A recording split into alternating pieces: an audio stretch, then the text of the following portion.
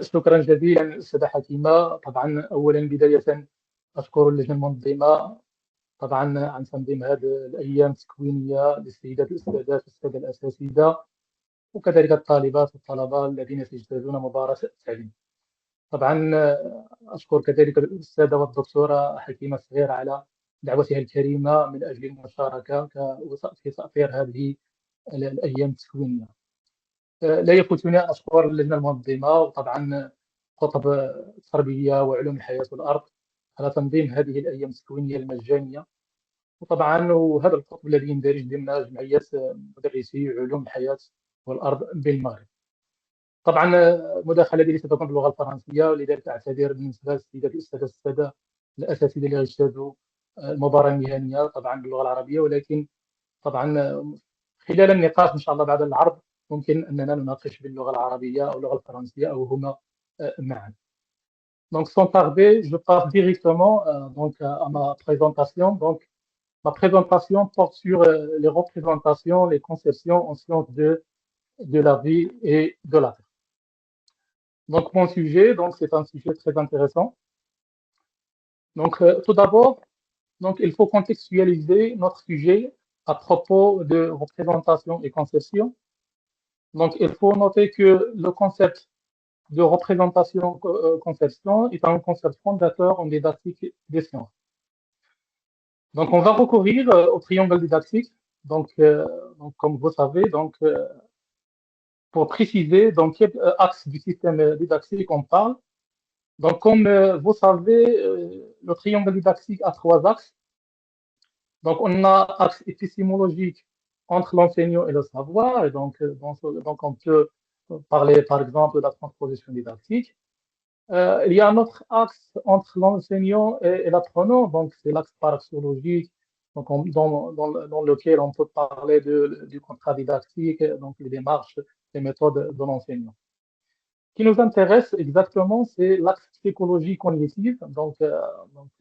Il y a, donc, selon les courants, d'autres parlent de l'axe psychologique, dans lequel, normalement, on fait partie notre sujet, c'est représentation-conception. Et donc, le contexte dont on travaille sur la psychologie cognitive, donc la psychologie cognitive affirme que l'enfant tente d'expliquer le monde qui l'entoure selon des schémas mentaux.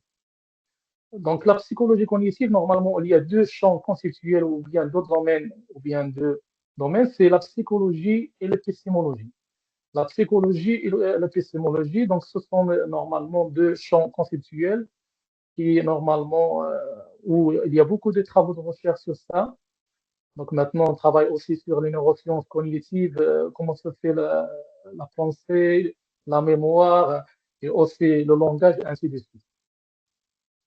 Donc normalement, l'apprenant s'appuie sur les modèles explicatifs dont il dispose.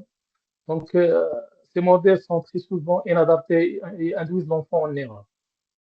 Donc, c'est la raison pour laquelle il s'avère nécessaire de cerner ces conceptions, donc, qui font écran en empêchant toute construction d'un nouveau savoir. Et donc, ça, pour le contexte, on travaille sur l'axe psychologie cognitive. Donc, avant d'entamer notre sujet, donc, on va répondre aux questions suivantes. Quelle est la signification de la représentation-conception? Quelles sont les différentes composantes et origines de conception? Quelle est l'importance de l'émergence des conceptions des apprenants pour entamer un apprentissage? Existe-t-il une relation entre conception et obstacles épistémologiques?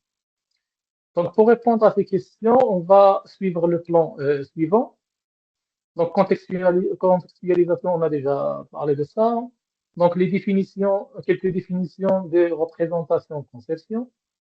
Donc, l'émergence des conceptions, comment émerger les conceptions, pourquoi émerger les conceptions, c'est-à-dire l'importance didactique de l'exploitation des conceptions dans un processus enseignement-apprentissage, et aussi le fonctionnement et l'analyse de conceptions, c'est-à-dire comment les différents modèles didactiques pour faire ça.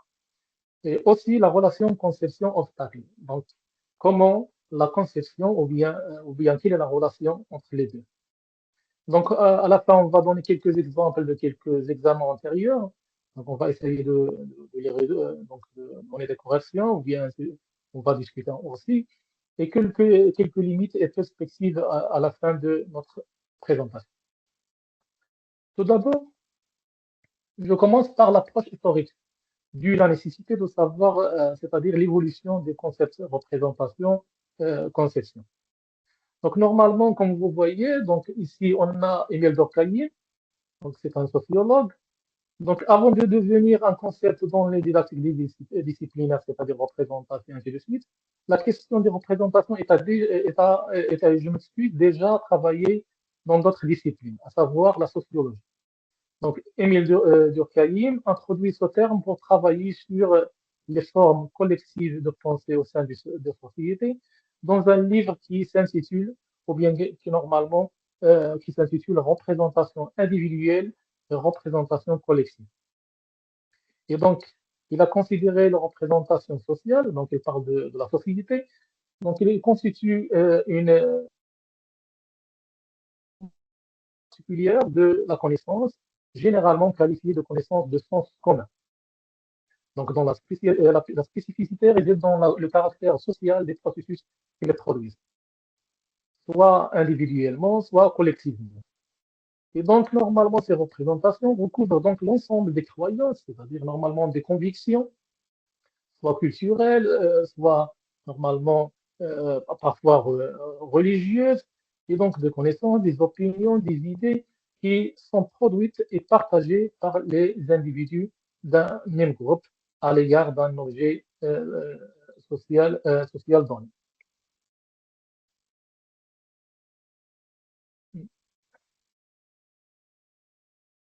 D'accord? Et donc, normalement, on va passer à la didactique des disciplines, c'est-à-dire qui nous intéresse. Donc, normalement, à la fin des années 1970, ce concept, normalement, sera introduit dans la didactique des sciences. Donc, on parle des termes représentation, conception, pour désigner les connaissances préalables, antérieures des apprenants qui influencent l'apprentissage.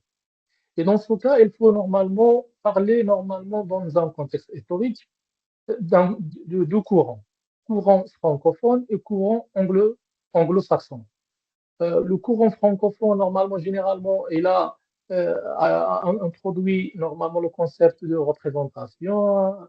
euh, donc, par contre, normalement, en même temps, normalement, il y a l'apparition d'un autre concept, c'est le concept. Il y a dans d'un conflit, c'est-à-dire cognitive, c'est-à-dire وهادشي كتعرض في الصراعات ماشي فقط صراعات مثلا في الحروب الى غير ذلك ولكن كاين صراعات معرفيه يعني بين اوروبا وكذلك امريكا الشماليه بين الولايات المتحده الامريكيه فالتيار الفرنكوفوني كان كيعتمد بالخصوص مفهوم التمثل لانه هو اللي جا به مفهوم التمثل مع ايميل دوركايم لان دوركايم هو فرنسي طبعا الاصل. لكن في الجهه الاخرى في الولايات المتحده الامريكيه ظهر مفهوم اخر هو تقريبا نفسه من بعد غنشرحوا يعني مفهوم التفوق. اذا هذا باش نوضعكم الصوره من ناحيه دونك دون لو كادر دون ابروش هيستوريك.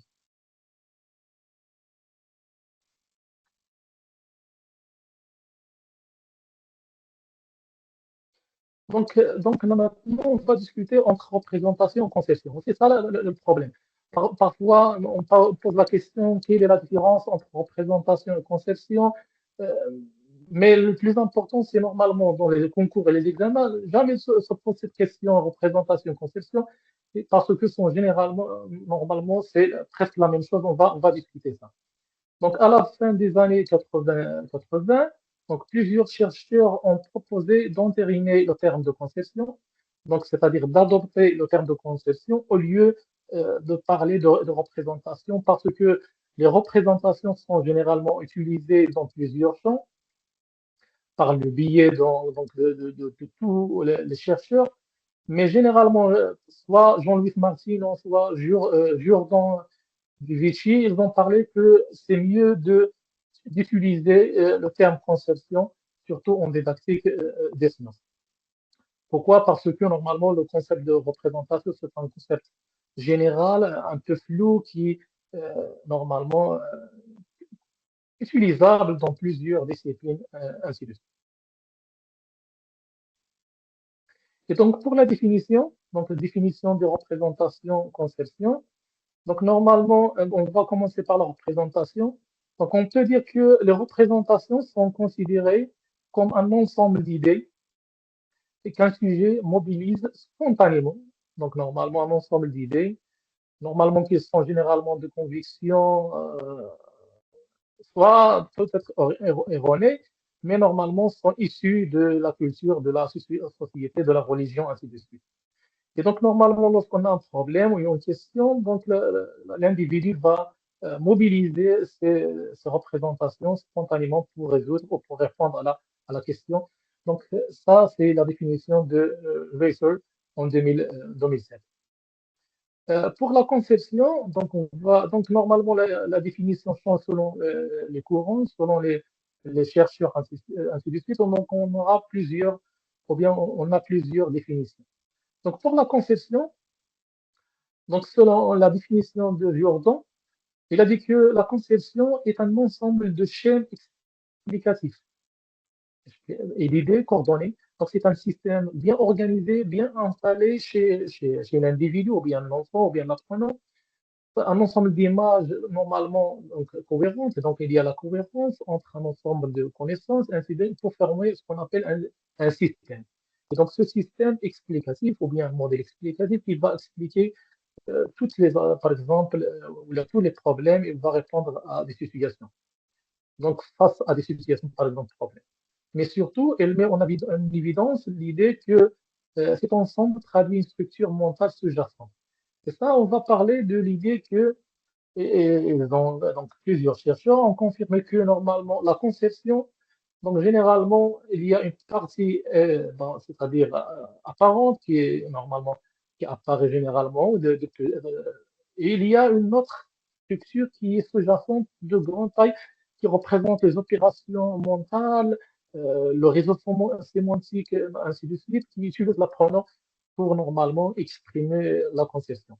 Et donc, ce sont des structures, des systèmes, des schèmes mentaux chez l'apprenant et l'enseignant, normalement, pour émerger ça, ni facile ni simple, l'enseignant doit être vigilant à ça et donc il doit utiliser plusieurs techniques et plusieurs, normalement, pour émerger ces concepts.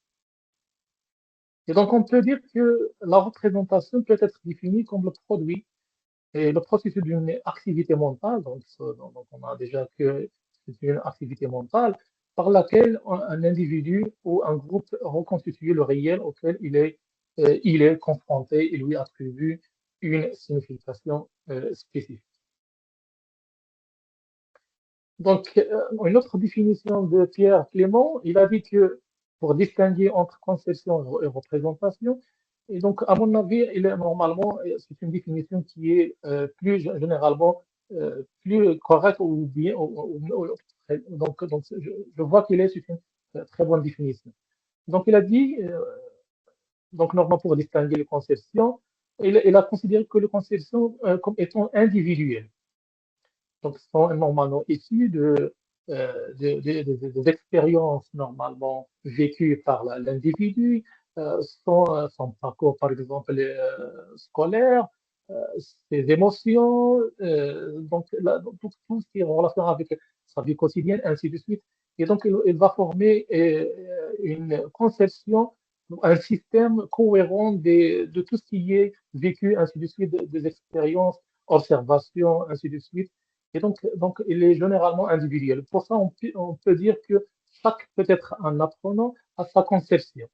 Donc, à sa conception, ou bien comment conçoit les choses. Par contre, les représentations, généralement, sont des idées collectives. Mais on peut avoir des représentations individuelles.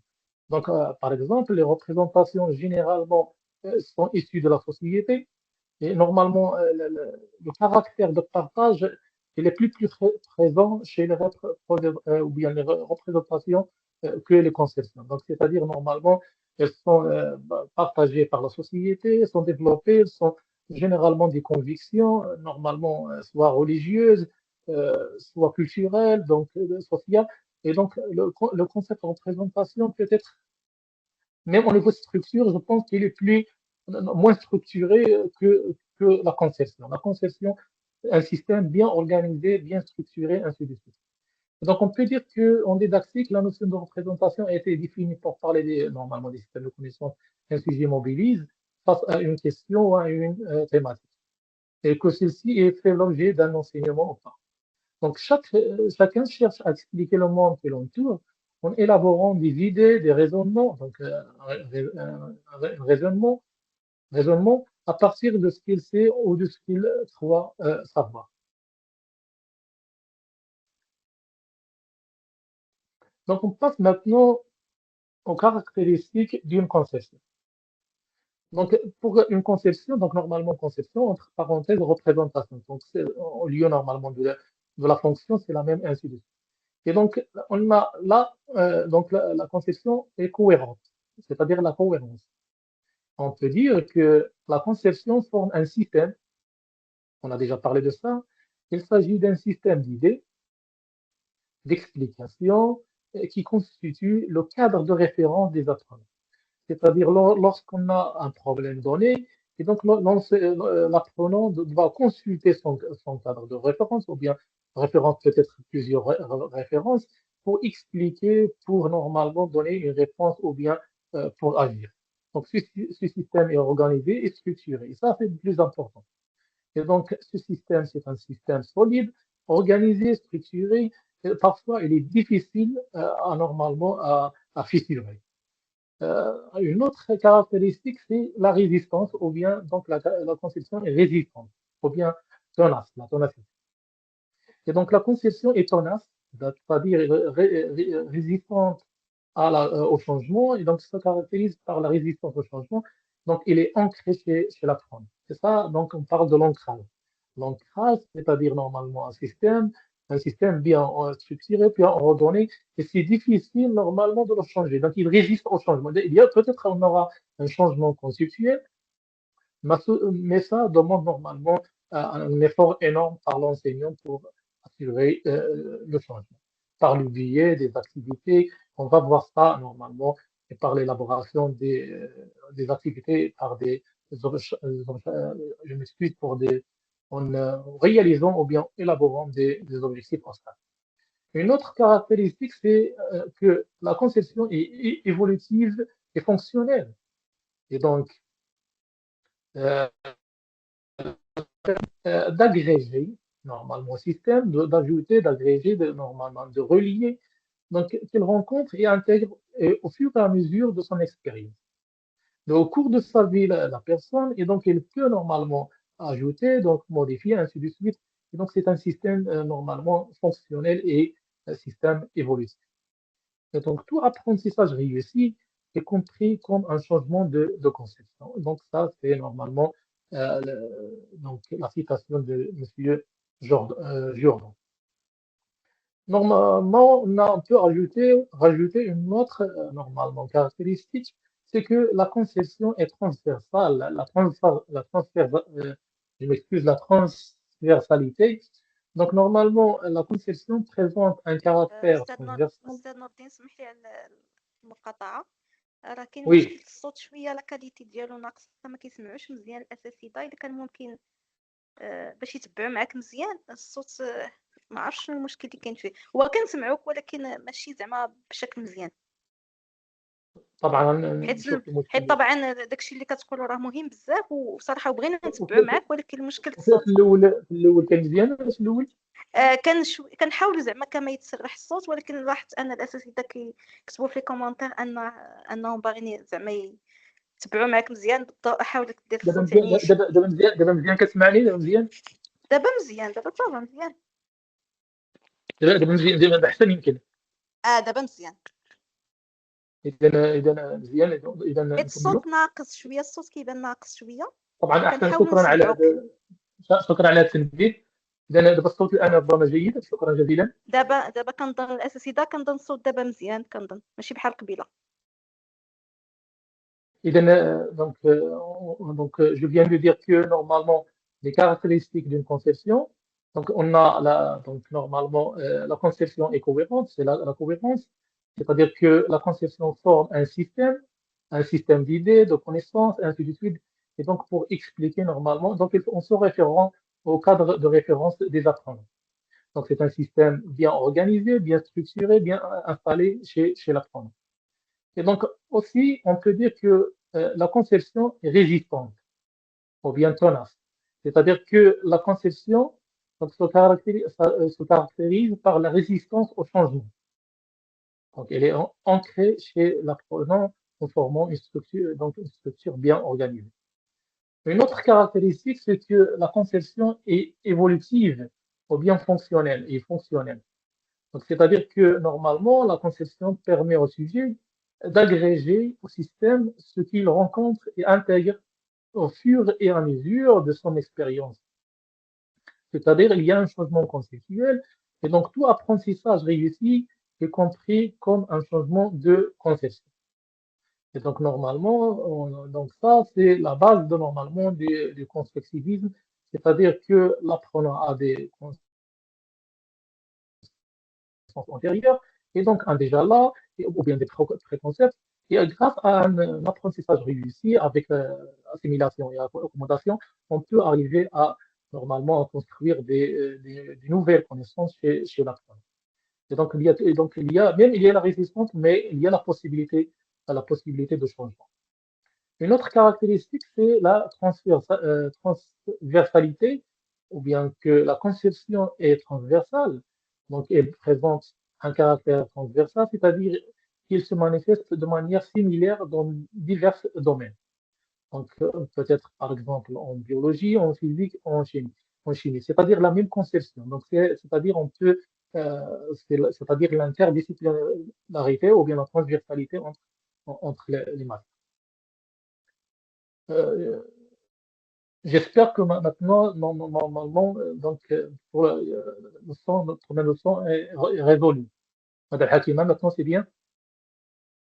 آه، طبعا هنا واحد الملاحظة، راه قال لك العرض جيد قيم ومجهود كبير، كيبقى غير المشكل في الصوت، خصك تسمع مزيان باش هما يتبعوا معاك. مرة كيمشي الصوت، ماشي كيمشي، راه الصوت مزيان ولكن شوية كيولي الكاليتي ديالو كتنقص. ما عرفتش فين كاين المشكل. مرحبا. ما عرفتش المشكل ديال الصوت. المهم هذا مشكل خارج عن ارادتنا كما قال الاخ. دابا مزيان، ما عرفتش واش دابا كتسمعيني مزيان. هكا كتكون غادي مزيان، شوية كيمشي الصوت وشي كلمات كيتقطعوا، ما كنوليش نسمعوا معاك مزيان شنو كتقول. هذا هو البروبليم اللي كاين.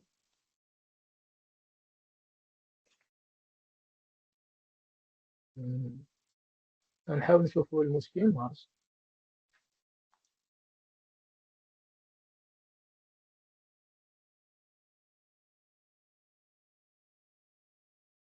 نتمنى ان المشكل يتحل دابا، ما عرفتش انا نزيدو نكملوا.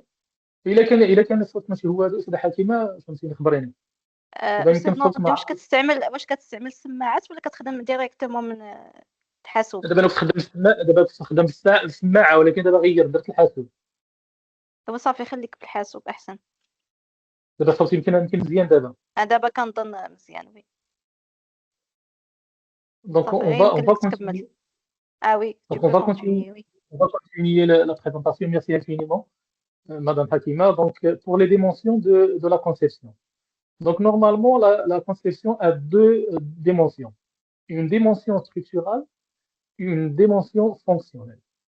Et donc pour la dimension structurale, on peut dire que, ou bien les didacticiens parlent de l'existence d'une structure stable. On a déjà parlé de ça, que normalement, donc, il y a une structure bien organisée, stable, qui serait responsable des manifestations, ou il y a donc en surface des concessions, manifestations donc, ici. Donc l'hypothèse formulée est que cette structure serait le produit de processus mentaux. Donc il y a des processus mentaux, des opérations mentales normalement réalisées par l'apprenant pour normalement exprimer cette conception. Donc, sous forme donc à l'aide par le biais d'une activité intellectuelle. Donc, c'est vu comme des invariants de la pensée opérant au cours de l'abattement.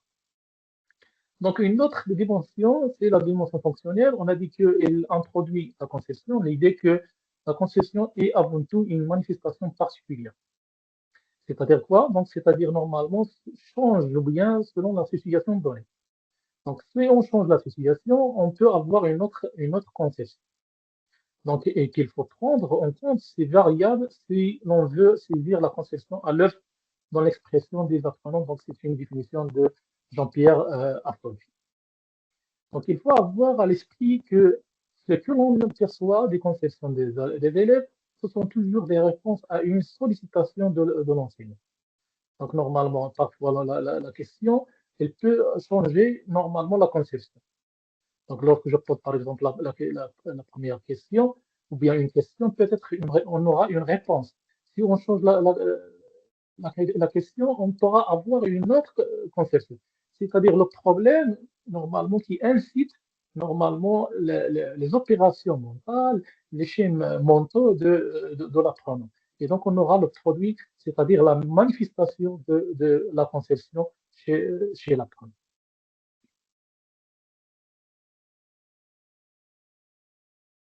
Et donc maintenant, on passe à la structure d'une conception. Donc, normalement, selon le travail de André Jourdan et Gérard Vichy, on peut dire que pour la structure de la conception, on a 5 éléments. Donc, le premier, c'est le problème. Donc, la conception renvoie à l'ensemble de questions qui induisent ou provoquent sa mise en œuvre, c'est-à-dire le moteur de l'activité intellectuelle. Et donc, chaque conception, normalement, est liée à un problème. Et donc, si on veut mettre en évidence une conception, on doit normalement mettre l'apprenant dans un problème, ainsi de suite, ou bien dans une question, ainsi de suite. Et donc, c'est le problème qui normalement déclenche cette activité intellectuelle qui va mettre en évidence la conception. Un autre, ou bien un autre élément, c'est le cadre de référence. C'est-à-dire que ce sont des connaissances périphériques que l'individu utilise pour formuler sa conception. Donc, c'est-à-dire quoi? C'est-à-dire la conception, on a dit que c'est un système structuré.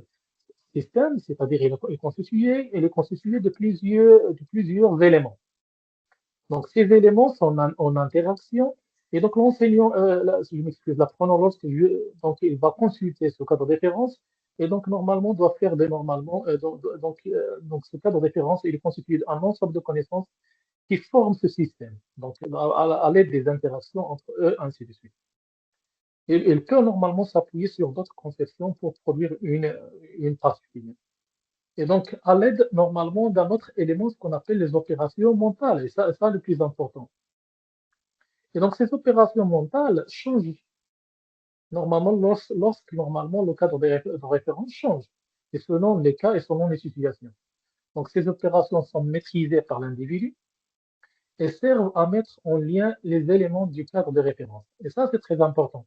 Donc, il faut essayer de faire du lien dans des opérations. Par exemple, je développe plus. C'est-à-dire, normalement, lorsqu'on pose la question, donc il a des connaissances antérieures ou bien des connaissances périphériques. Il va chercher de faire des liens. C'est-à-dire, soit il va comparer, il va analyser, il va normalement ordonner, ainsi de suite. Donc, il va faire des opérations mentales. Et donc ces opérations mentales donc, ont vu de produire et d'utiliser cette conception, normalement. Et donc, soit le cadre de référence, soit les opérations mentales, donc normalement, ils vont aider à faire ce qu'on appelle le réseau sémantique. Et donc, sémantique, donc, il s'agit normalement d'une phase d'organisation à partir du cadre de référence et des opérations mentales. Et donc, cette étape offre une cohérence sémantique. Elle va donner le sens normalement à ses connaissances, donc à l'aide des opérations mentales, et donc il va donner le sens à toute cette conception, et donc il donne du sens à la conception qui sera normalement déclarée. Donc il va utiliser normalement des signifiants, donc soit des signes, des traces, des symboles, ainsi de suite, donc à la production et l'explication d'une conception, et donc normalement on peut, donc la conception se manifeste à l'aide des signes, des signifiants. Hakima, maintenant le son c'est bien. وي مزيان سي تقدر نكمل ماشي مشكل وي مزيان Donc, pour bien, Merci infiniment. Donc, pour bien expliquer normalement ces éléments normalement structuraux de la conception, on peut dire que normalement on a ici un rectangle où il y a normalement la conception. Donc, il y a un cadre de référence avec des opérations mentales. Donc, elles vont former un réseau sémantique. Donc, l'apprenant doit mobiliser soit le cadre de référence, soit les opérations mentales qu'il va faire. Et donc, normalement, il va donner un sens à la conception. Donc, à l'aide des signifiants. Et donc, on aura une réponse, c'est le produit de la conception. Et donc, la réponse de l'apprenant, donc, normalement, pour rectifier cette réponse, donc, doit avoir la transformation de la conception. C'est-à-dire quoi? Donc, on doit faire la transformation normalement, soit de cadre de référence, soit des opérations mentales, soit pour donner un réseau sémantique normal. Et donc, on doit agir sur ces éléments, soit cadre de référence, soit les opérations mentales, et donc on aura d'autres signifiants. Et donc, normalement, peut-être, on peut agir sur le problème. Donc, c'est normalement l'entrée. Donc, on a l'entrée, c'est le problème. Et donc, une reformulation du problème, non, mais, pourrait induire normalement une autre conception.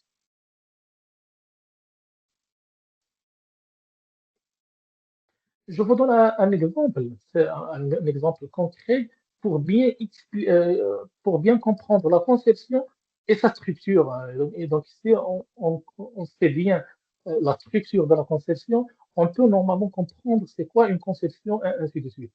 Donc, je vous donne un exemple, la classification de la chauve-souris. Donc, on a le problème, par exemple, l'enseignant va poser la question. Donner une classification de la chauve-souris, ou bien la classe, ainsi de suite. Et donc, normalement, l'apprenant doit se référer, recourir normalement au cadre de référence, donc les connaissances périphériques. Donc, elle peut dire que la chauve-souris, la chauve-souris, euh, oui, la chauve-souris,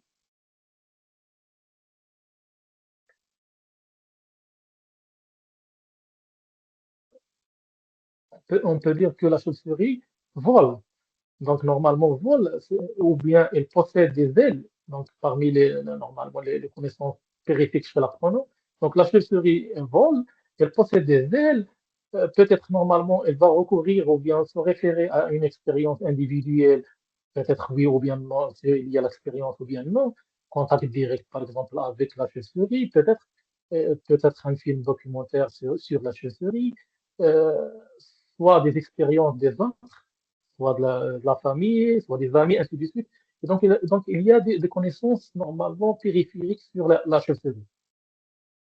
Et donc, après, il va faire des opérations mentales. Donc, il va chercher à faire le lien entre ces éléments en utilisant par exemple la comparaison, il pourrait utiliser par exemple l'analyse, euh, la description, ainsi de suite, des attributs par exemple de la chauve-souris, donc il possède ça et ça, ainsi de suite. Et donc il va faire des opérations mentales pour donner normalement un sens ou bien un réseau sémantique, ce qu'on appelle une cohérence sémantique à l'ensemble, ainsi de suite. Et donc, il peut normalement dire la conception, il peut arriver à la conception que les animaux qui volent sont des oiseaux. Ah, ça, c'est la conception peut-être. Allez, par exemple, des signifiants, vol, ailes, les ailes chez la chauve-souris. Donc, la conception ici, c'est les animaux qui volent sont des oiseaux. Et donc, il va classer la chauve-souris comme un oiseau. Et donc, la conception ici, c'est les animaux qui volent sont des oiseaux. Et donc, normalement, cette conception, donc, normalement, on va analyser euh, cet exemple après, Inch'Allah, donc, à la fin de la présentation, pour relier ou bien lier le concept ou bien la conception à l'obstacle. Et comment on va, par exemple, dépasser ou bien surmonter l'obstacle. J'espère que l'exemple est clair. Donc on va discuter après l'exemple. S'il y a des questions, on passe maintenant aux origines ou bien à l'origine des concepts. Généralement, il y a cinq origines. des conceptions. Il y a, selon Bachelard, normalement, il parle c'est-à-dire origine épistémologique. Il va parler aussi des obstacles épistémologiques. Il y a normalement, selon Moscovici, normalement, l'origine peut-être pourrait être sociologique, ou bien on a aussi on a origine didactique, origine psychanalytique avec Freud, et à la fin psychogénétique par Jean Piaget. Donc il y a 5 origines. Donc on va essayer de détailler plus les origines. On peut dire que normalement, psychogénétique de Jean Piaget. Donc, que les conceptions sont dues à l'inachèvement du développement de l'enfant. Donc, il y a plusieurs, par exemple, des maladies, soit génétiques, ainsi de suite, donc, qui, qui induisent, ou bien normalement, où il y a l'inachèvement, je m'excuse, du développement de l'enfant, c'est-à-dire donc, le développement incomplet par exemple du système nerveux, ainsi de suite. Et donc, normalement, ça, il peut développer des conceptions erronées, par exemple. Par exemple, trisomie 21, ainsi de suite, la dualisme, ainsi de suite. Et ça peut avoir des conceptions qui, normalement, peuvent être erronées. Autre chose pour les didactiques, normalement liées normalement aux méthodes didactiques de l'enseignant, les situations didactiques, les supports didactiques utilisés par l'enseignant peuvent générer des obstacles didactiques, des explications normalement, des explications peut-être inadéquates de l'enseignant. Ça, il faut faire attention pour normalement pour les obstacles didactiques. Les supports, hein, c'est la qualité de ces supports, ainsi de suite. D'autres choses, c'est c'est-à-dire l'origine épistémologique. C'est-à-dire il existe des modes de pensée qui génèrent des conceptions, qui se transforment en obstacles. Donc, normalement, c'est la nature. Donc, c'est-à-dire ça, ou bien les conceptions sont issues ou bien sont liées à la nature, même du savoir. Soit au niveau de la nomenclature, ainsi de suite. Par exemple, ça se trouve beaucoup pour la langue arabe. Donc, c'est-à-dire le nom attribué, par exemple, euh, à une notion ou bien quelque chose qui n'est pas la notion, donc le nom il est inadéquat, et donc il peut générer normalement une conception. Et aussi, on peut parler normalement des origines sociologiques. Donc ça, normalement, peut-être lié plus à la représentation, c'est-à-dire sociale. Donc elle provient dans ce cas des représentations sociales et des préjugés. Généralement issus de la société, des convictions, par exemple, religieuses, convictions culturelles, ainsi de suite. Le dernier origine, c'est psychanalytique. Et donc, les conceptions relèvent alors du fantasmatique, des contenus psychiques, de l'affect et de l'histoire personnelle de l'individu. Et ça, normalement, lié normalement à des émotions, surtout des émotions qui, normalement, peut-être il y a un accident, par exemple. Et donc, un accident peut développer une conception. Je vous donne un exemple. Par exemple, on aura, par exemple, مثلا المشكل وحادث مثلا في الطائره مثلا في الطائره فغادي تشكل عنده واحد التصور على الطيران على الطائره الى غير ذلك يعني ناتجه لواحد الحدث فغادي يكون له واحد فهمتيني واحد النفور ولا واحد التصور اللي ربما اثر عليه نتيجه هذا الشيء هذا الشيء النفسي يعني على الشخص او الفرد بصفه عامه. جو باس ou bien une autre question, c'est comment faire émerger le conception. Et cette question, elle est très importante. Pourquoi? Parce que l'enseignant doit être vigilant, doit savoir comment faire émerger les conceptions. Donc, l'émergence des conceptions n'est facile ni simple. Ça demande normalement des compétences professionnelles, ça demande de l'expérience, ça demande c'est-à-dire un background normalement disciplinaire, ainsi de suite. Mais il y a quelques techniques ou bien des outils pour émerger le conception. Donc, soit des débats et questionnaires, et ça c'est très important. Par exemple, on a déjà vous avez déjà vu ça, ou bien si on parle de la situation de problème. Donc, situation de problème, c'est-à-dire on aura un conflit socio-cognitif. On est en train déjà lâcher l'apprenant et il est normalement le nouveau savoir. Donc, ce conflit, donc, il peut normalement pourrait mettre en évidence normalement quelques conceptions chez l'apprenant. Donc un débat oral, donc il y a des questions, ainsi de suite, un échange entre les apprenants. Et donc l'enseignant donc, pourrait émerger quelques conceptions. Ça, c'est très important, surtout dans la situation de problème ou de départ, ainsi de suite. Et ça, c'est très important. Autre chose, on a la production écrite.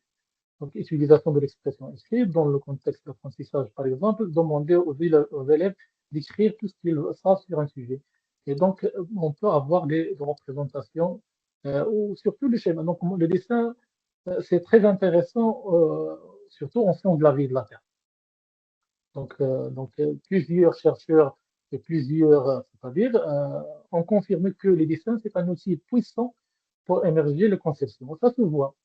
Les professeurs des sciences avec la Terre normalement euh, ils ont déjà fait ça et donc donc voient que le dessin c'est un outil normalement très intéressant, soit dans l'évaluation diagnostique, soit dans la phase d'investigation, par exemple dans une situation de construction. Donc l'apprenant il peut-être va utiliser normalement, il va émerger grâce par exemple au dessin des conceptions ainsi de suite. Un autre aussi puissant, c'est les cartes. Et les cartes et les trames constituées. Et ça, normalement, en relation avec la constitutionnalisation, c'est-à-dire la construction du savoir scientifique ou bien des concepts scientifiques. Et donc, il va utiliser normalement ses connaissances antérieures. Et donc, ça se voit normalement dans une trame ou bien dans une carte, surtout dans une situation de structuration. C'est-à-dire l'enseignant déjà a présenté par exemple la leçon.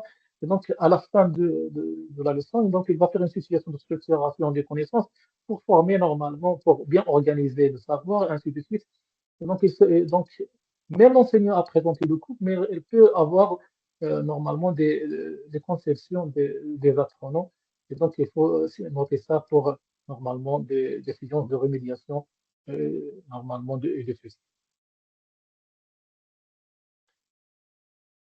Une autre question, c'est très intéressant. Donc, comme question, donc vous pouvez avoir normalement cette question, par exemple, dans un examen de l'aptitude professionnelle, c'est l'importance didactique de l'émergence des concepts. Quelle est l'importance? Pourquoi faire émerger le concept? Donc, premièrement, donc les conceptions ont une certaine stabilité et risquent de constituer des obstacles à l'apprentissage. Et ça, c'est très intéressant. Ou de perdurer après un enseignement formel. C'est-à-dire, même l'enseignant présente la leçon, donc il va essayer de construire c'est-à-dire le savoir scientifique ou bien le concept scientifique, mais normalement, il reste encore un apprentissage qui n'est pas réussi, non réussi.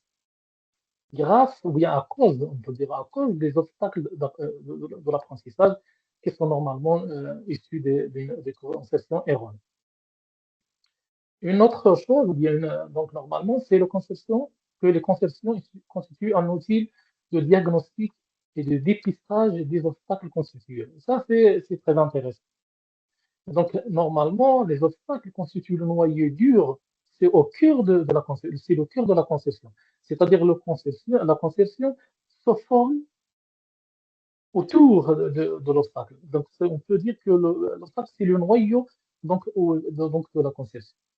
Et donc, on peut normalement mettre en évidence les obstacles à partir de l'analyse des conceptions et la mettre en évidence des conceptions.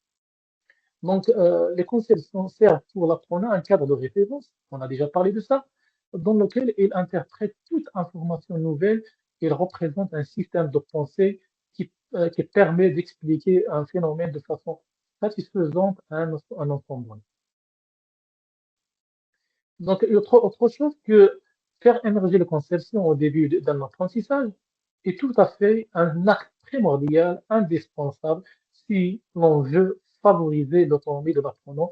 Et donc, c'est-à-dire, normalement, l'apprenant va s'impliquer, il va s'engager dans l'apprentissage. Ça, on va la faire avec la motivation, surtout donc, dans la situation de départ. Donc, je passe rapidement, on a fait un retard normalement Pour l'exploitation didactique des conceptions.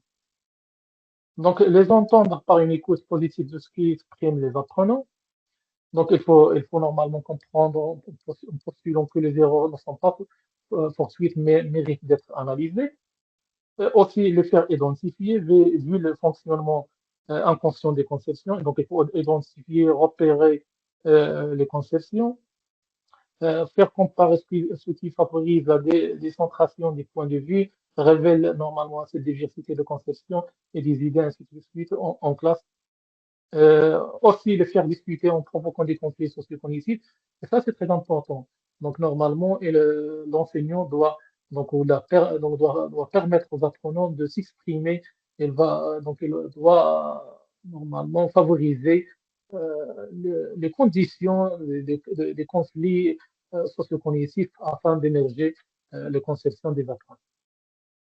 Et dernièrement, c'est les suivre. Donc le suivi, c'est très intéressant.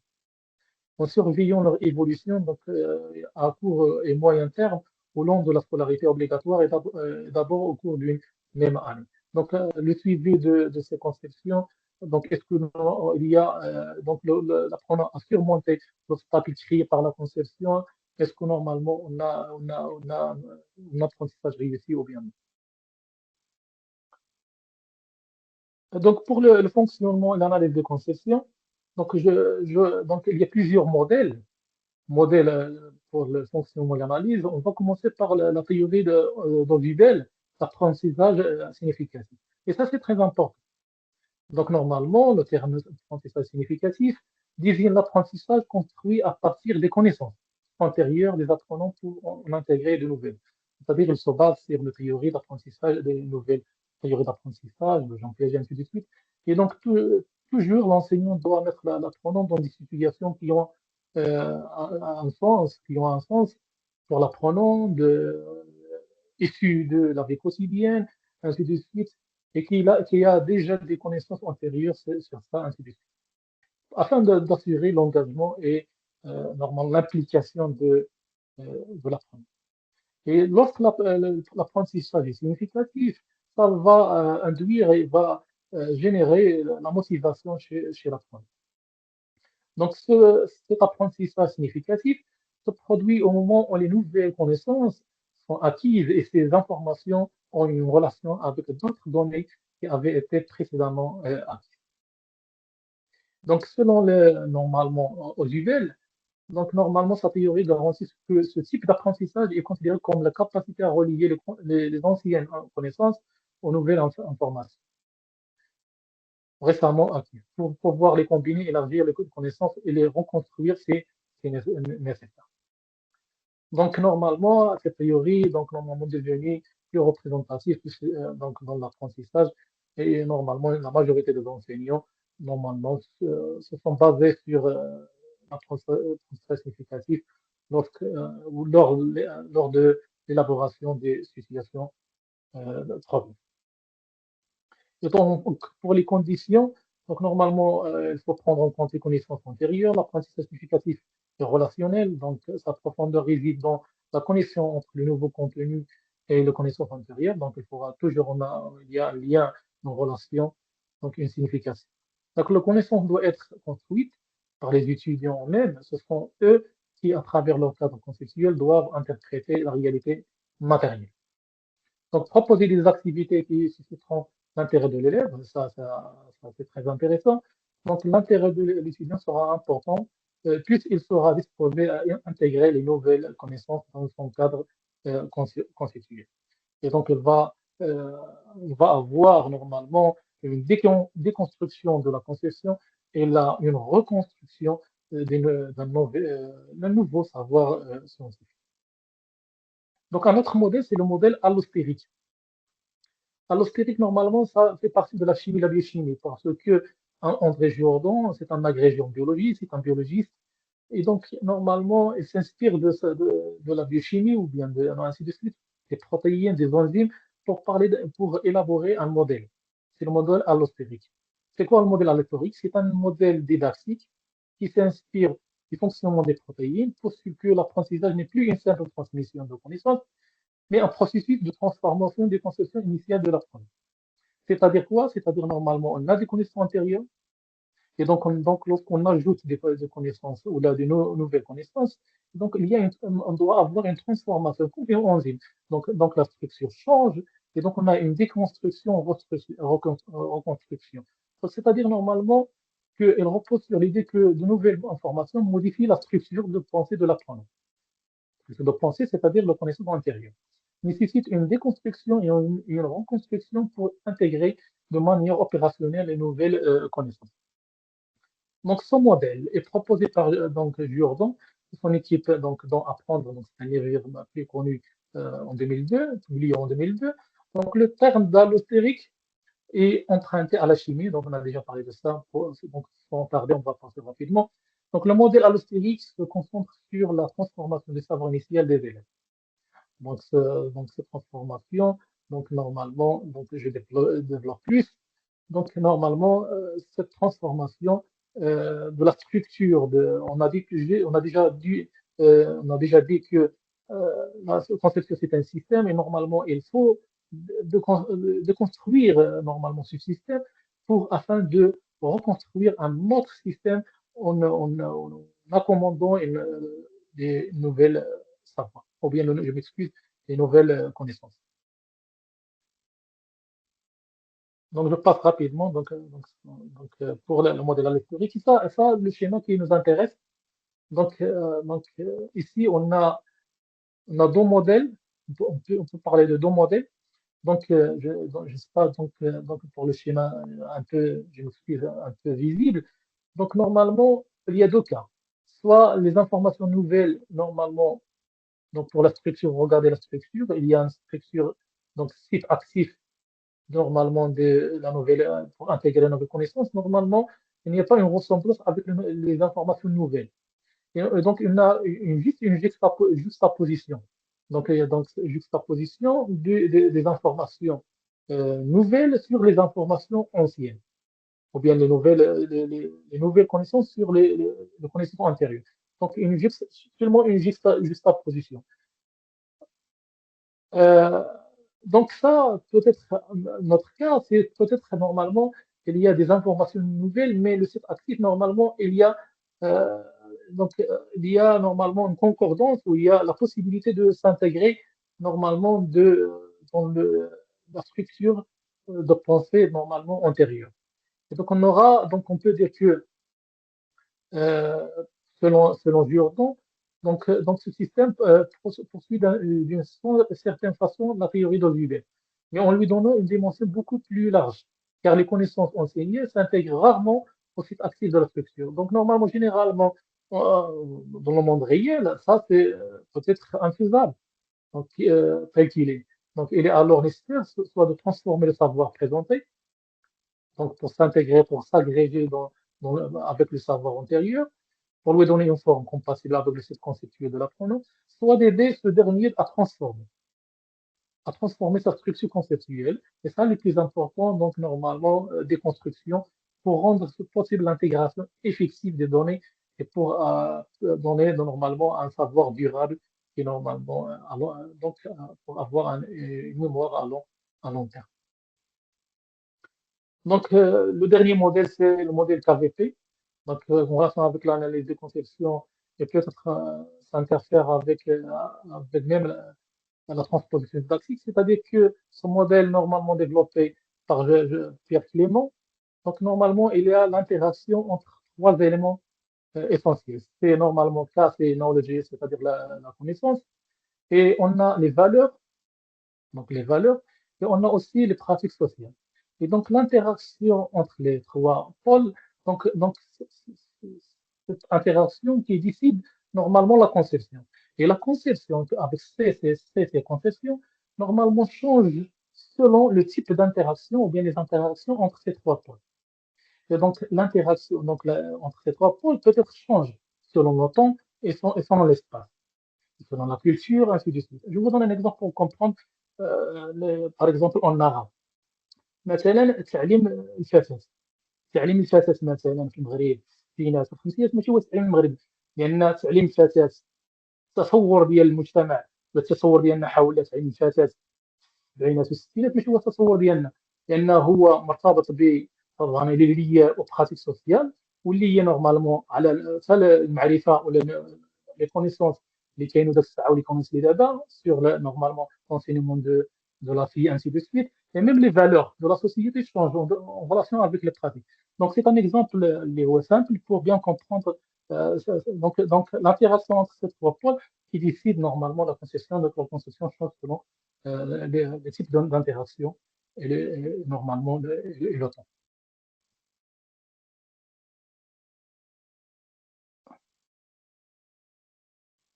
Donc, qui est normalement pour les niveaux de conception en relation de modèle ديال KVP, c'est-à-dire normalement, euh, on remarque qu'il existe plusieurs niveaux de conception, c'est-à-dire selon ce schéma, donc on regarde chaque niveau. Donc on a déjà vu ça normalement donc dans l'exposé ou bien la présentation de la transposition didactique, soit la transposition didactique externe, soit interne. Donc chaque niveau, il y a des interactions entre les connaissances, les valeurs et les pratiques sociales.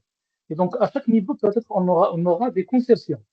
Pour ça, donc, il y a des conceptions des chercheurs et des décideurs, il y a donc, les conceptions des médias, nonosphère, conception aussi des enseignants, conception des apprenants, et donc on peut avoir plusieurs concepts. Donc, أستاذة حكيمة، وي نوضي حنا كنتابعوا معك متبعين معك ماشي مشكلة، نزيدوا واحد 5 دقائق ولا 10 دقائق باش نكمل، مازال يمكن 10 دقائق تقريبا. ماشي مشكل. ونعتذر عن التأخير بالنسبة للسادات الأساتذة والحضور الكريم. الصوت دابا مسموع، الصوت مزيان دابا. بالنسبه لي الصوت مسموع، ولكن كاين بعض الاساتذه اللي كيقول لك الصوت الكاليتي ناقصه، مي انا بالنسبه لي مسموع. ما عرفتش الاساتذه الاخرين شنو الراي ديالهم. سي بوغال، واش كتسمع الصوت ديال سي نور الدين؟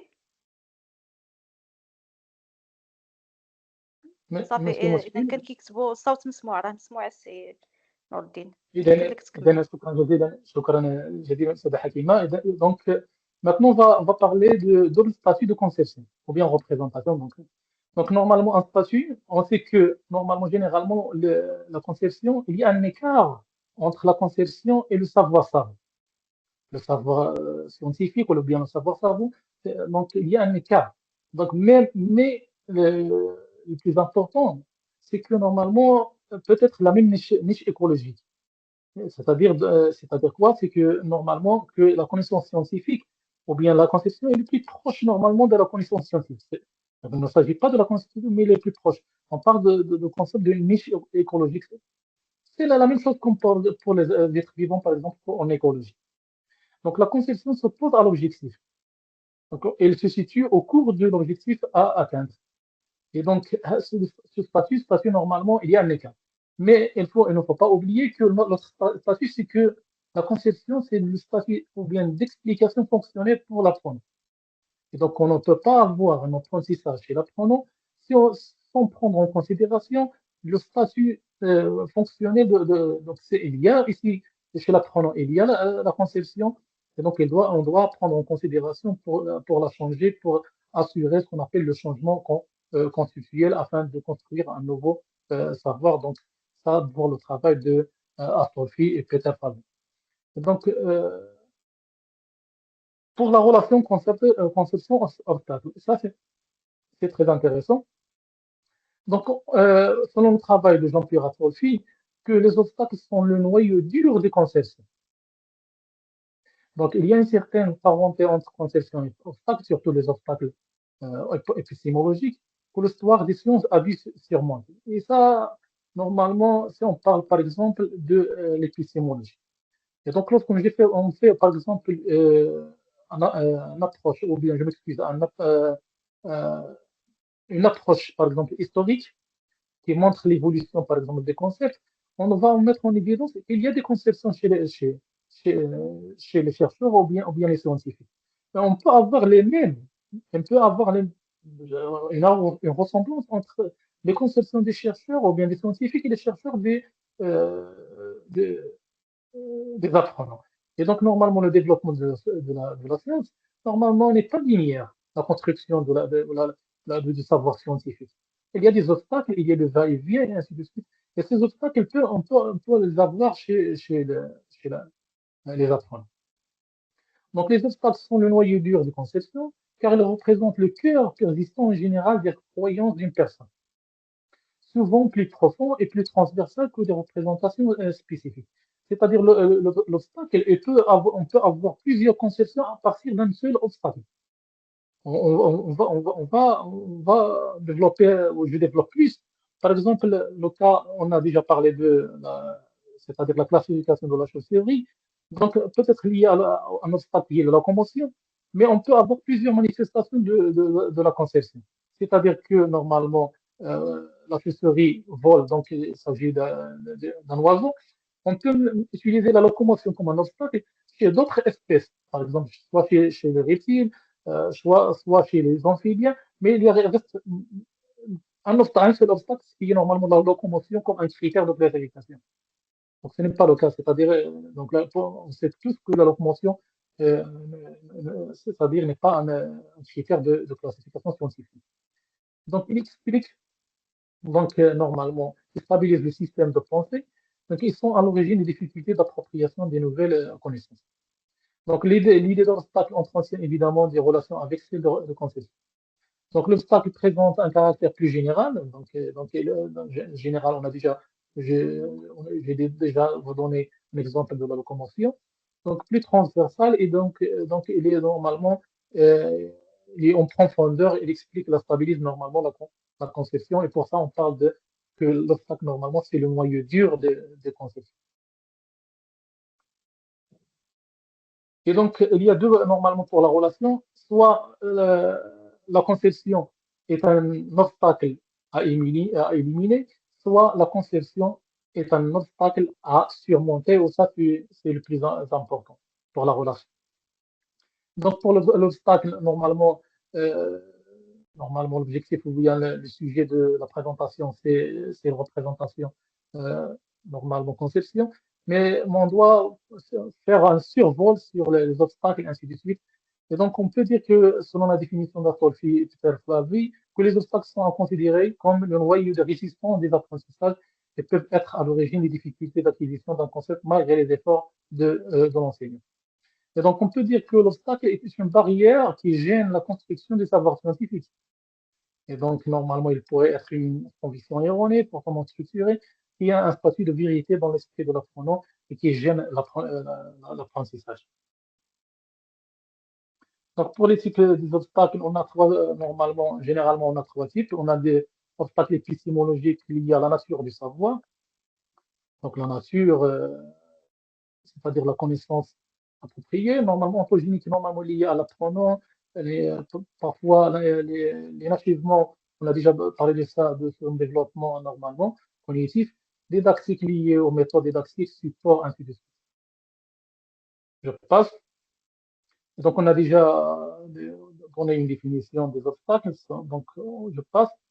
Et donc, brièvement, pour les obstacles épistémologiques, normalement, qui sont généralement liés aux conceptions. Donc, pour Bachelard, normalement, il y a cinq normalement types. Obstacle de l'expérience première, ou bien on parle d'un obstacle sensitif lié normalement à la première expérience, ou bien contact, où on utilise généralement nos émotions, nos sentiments pour normalement décrire ou bien expliquer un phénomène donné. Donc, obstacle verbal lié normalement à la nomenclature ou bien au champ lexical, et peut parfois, par exemple, je vous donne un exemple, euh, en arabe, par exemple, الزواحف ملي كتسمع الزواحف معنى انها تزحف، وهي الزواحف ماشي كلها كتزحف. ولا طبعا مثلا ملي غنتحدث على البرمائيات، وهذا مشكل البرمائيات، التسميه باللغه العربيه، يعني معناه ملي كتسمع برمائي معنى انه يعيش في البر والماء، فهمتيني. رغم ان، فهمتيني، بعض البرمائيات مثلا ملي كنعطي كيعيش في البر والماء، ولكن ماشي برمائي. مثلا نعطي مثال ديال التمساح الى غيره. وهذا كيشكل ان obstacle épistémologique lié normalement au champ lexical. Obstacle animiste, qui dit que normalement tout ce qui est animé est vivant, par exemple, en sciences de la vie et de la terre. Obstacle substantialisme lié normalement à la nature ou bien à l'origine normalement par exemple, de quelque chose, et obstacle de généralisation, c'est-à-dire on généralise. On généralise parfois la généralisation engendre ou bien induit ou bien engendre des obstacles. On parle un autre concept, c'est l'objectif obstacle, et ça lié normalement, et ça le plus important, c'est que normalement, normalement, après le repérage de l'obstacle par l'enseignant, et qui est le noyau dur d'une conception, donc l'enseignant doit préparer normalement un objectif, c'est-à-dire c'est quoi un objectif obstacle? Donc, c'est un concept développé par Jean-Louis Martino et donc vise à transformer la notion d'obstacle épistémologique en une connaissance antérieure qui entrave l'acquisition d'un nouveau savoir scientifique, en un objectif d'enseignant. Donc, il s'agit de dépasser la vision négative de l'obstacle comme simple blocage pour le considérer comme un élément structurant de l'apprentissage. Et on peut dire que moi, le Jean-Louis Martino, je considère que la conception, c'est un obstacle à surmonter donc pour assurer le changement et la construction du nouveau savoir. Donc, selon Jean-Louis Martino, quand un obstacle est repéré par un enseignant et qu'il lui semble possible de la travailler avec la classe, donc il peut se donner ce travail de l'obstacle comme objectif. Donc, normalement, aussi, selon Pernou, donc, les conceptions erronées des élèves peuvent constituer un obstacle à l'acquisition de nouveaux savoirs. Donc, lorsque l'enseignant transforme l'obstacle en objectif, il est désigné par l'appellation objectif obstacle. Donc, le plus important, c'est comment dépasser ou bien faire évoluer ces. Donc, il y a trois étapes essentielles. Donc, tout d'abord, il faut repérer, donc repérage des obstacles. Après, on doit faire ce qu'on appelle la fissuration, ou bien fragmentation, ou bien déconstruction, fissuration, déconstruction normalement de la conception, c'est-à-dire de l'obstacle, dans une stabilisation conceptuelle. Donc, il faut déconstruire le système de pensée. Et donc on va s'agréger, s'agréger des nouvelles connaissances, et donc afin de franchir donc normalement cet obstacle après l'intériorisation d'un nouveau modèle explicatif ou bien un nouveau système. Donc il y a des étapes à suivre. Donc, vous pouvez normalement consulter ces étapes. Normalement, la présentation sera disponible après. Et donc, il y a des étapes selon Astolfi Divalai pour normalement surmonter les obstacles. Donc, il y a ici un exemple, par exemple, en relation avec les gaz. Donc, il reste presque 5 minutes pour terminer. Donc, pour la digestion, un exemple, par exemple, des conceptions. Donc, par exemple, un exemple en classe نتحدث حاليا باللغة العربية مثلا مسعلم عطيتي تفاحة مثلا وفي كوب من الماء طبعا باش يحدد مصير مثلا هذه الأغذية هذه فلاحظتوا هنا كاين تمثلات ولا تصورات مختلفة طبعا كاين التصور الأول الثاني الثالث الرابع كل واحد كيف كيتصور مصير ديال الأغذية إلى غير ذلك c'est un travail de recherche sur la digestion, de conception des apprenants, peut-être du cycle primaire. Donc, il y a ici des conceptions, donc libre circulation. C'est-à-dire, normalement, donc, il y a l'entrée du système digestif. Et donc, normalement, il ne sait pas de trajet de libre circulation, c'est-à-dire, أن الأغذية كتدخل لداخل وكتدور تما مع التراجي donc n'est pas bien défini يعني libre circulation. Une autre conception, c'est le corps contenant. C'est-à-dire normalement وهنا إلا رجعنا دونك سون ريفونون يعني سيتادير يعني كتدخل الأغذية ولكن كتبقى مجموعة تما يعني أنها كتجمع ويعني ما كاين با سورتي يعني كور كونتونون يعني أن لو كور كونتيان لي زاليمون ولكن سون سورتي. D'autres conceptions, c'est de la tuyauterie continue. Donc, normalement, le système digestif est présenté de façon linéaire avec une succession d'éléments. Oui, il y a la sortie, ainsi de suite. Et donc comme un tuyau, ça pose problème pour comprendre, par exemple, quelques concepts scientifiques, à savoir l'absorption, oui, ainsi de suite, intestinale. D'autres, donc, normalement, considèrent que deux systèmes indépendants. Donc, on mentionne les deux systèmes digestifs et circulatoires comme des systèmes indépendants. Et même même chose pour c'est-à-dire l'indépendance des trajectoires des solides et des liquides. C'est-à-dire il y a deux trajets. Donc, il y a, par exemple, ici, donc, il y a un trajet pour les, par exemple, les solides et un autre trajet pour les liquides. Même chose pour la respiration. Donc, un autre travail sur le concept. Donc, on a posé la question, est-ce que les plantes sont des êtres vivants? Quand presque 63% des élèves pensent que normalement les plantes sont là, mais 37 donc, ne sont pas des êtres vivants, les plantes. Bon, cette conception que les plantes ne sont pas des êtres vivants peut être normalement liée normalement à la locomotion, ou bien il y a d'autres obstacles qui gênent, ou bien pour déterminer que les plantes sont des êtres vivants. Même chose pour par exemple, la classification des amphibiens. Plusieurs c'est-à-dire élèves pensent que normalement, soit crocodile, phoque, crabe, tortue, ce sont par exemple des amphibiens. Euh, donc, سيدة حكيمة أستاذ سيدة ناصر. حكيمة وي كنسمعك واش سي نوقفوا ناصر. واش نوقفوا ولا طبعا غتكمل هاد الأسئلة اللي هي مستقاة الامتحانات كنظن ياك سابقة. صافي واحد 4 أسئلة ولا 5 ونزيد نمروا بسرعة. صافي ماشي مشكل، حنا كنتبعوك. Donc, la première question, normalement, donc, c'est quelques exemples des questions du concours de recrutement des profs de SVT. Donc, dans la séquence de la digestion en troisième année collégiale, dont l'objectif est d'identifier le devenir des aliments de le digestif, l'évaluation diagnostique a soulevé une dominance de la digestion mécanique chez les apprenants. دونك جو بارون arabe. دونك هذا يعني معناه ان الاستاذ ملي كيطرح السؤال يعني دائما ان المتعلمين كيمشيو بان كيتحدثوا فقط على الهضم الميكانيكي، يعني الهضم الميكانيكي، وكيغفلوا طبعا الهضم الكيميائي. طبعا هو هذا العائق اللي هو ولا هذا الكونسيبسيون نورمالمون اللي هي ان اوبستاكل.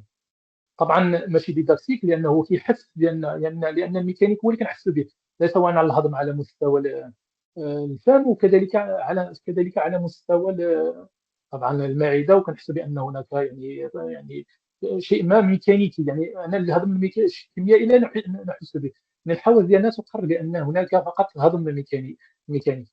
وطبعا هذا اللي مرتبط بعائق ايبيستيمولوجي، نطاق الايبيستيمولوجي، واللي هو عائق طبعا كيسمى عائق التجربه الاولى، اللي هو عائق حسي. يعني داكشي باش كنحسوا يعني بما تقرره مثلا الحواس ديالنا الى غيره، اذا كنحسوا بان هناك هضم ميكانيكي. لو كان الوقت مستعمل الوقت كنا نشرحه اكثر، لان كان مشكل طبعا في الاول ما كنا نشرح كذلك باقي الاقتراحات. بالنسبه للسؤال الموالي هو ان élève considère les continents comme étant en situation stable. Il fiche les objectifs, ou bien je m'excuse, il fiche les objets géologiques, il n'admet pas les changements. Donc il n'y a pas de changement, c'est-à-dire, donc ça c'est un peu, normalement, cette conception peut provoquer ou bien gêner l'apprentissage de la tectonique des plaques. Et donc normalement, euh, donc une erreur, non une erreur. Pourquoi? Parce qu'une erreur, donc normalement, il n'admet pas les changements, donc il y a une résistance. Donc une erreur, il n'y a pas de résistance. Mais donc résistance, c'est-à-dire il y a un obstacle, c'est-à-dire obstacle, il y a une conception. Donc est-ce qu'il s'agit d'un obstacle épistémologique qui n'entrave pas le développement du concept de géologie؟ non. est-ce qu'il n'entrave pas؟ non. كيأثر طبعا، يأثر طبعا على يعني بناء المفهوم ديال الزمن الجيولوجي الى غير ذلك. Donc un obstacle didactique, donc ça ne s'agit pas d'un obstacle didactique. Normalement, ça se lié normalement à la nature du savoir, donc la nature de la connaissance. Et donc, on peut considérer qu'il s'agit d'un obstacle épistémologique qui pourrait entraver l'apprentissage de la théorie de la tectonique de plaques. Donc l'apprenant, donc il va trouver des difficultés pour bien comprendre la théorie de la tectonique de plaques. Ça, cette question pour normalement les étapes, pour normalement euh, traiter ou bien dépasser, surmonter un obstacle.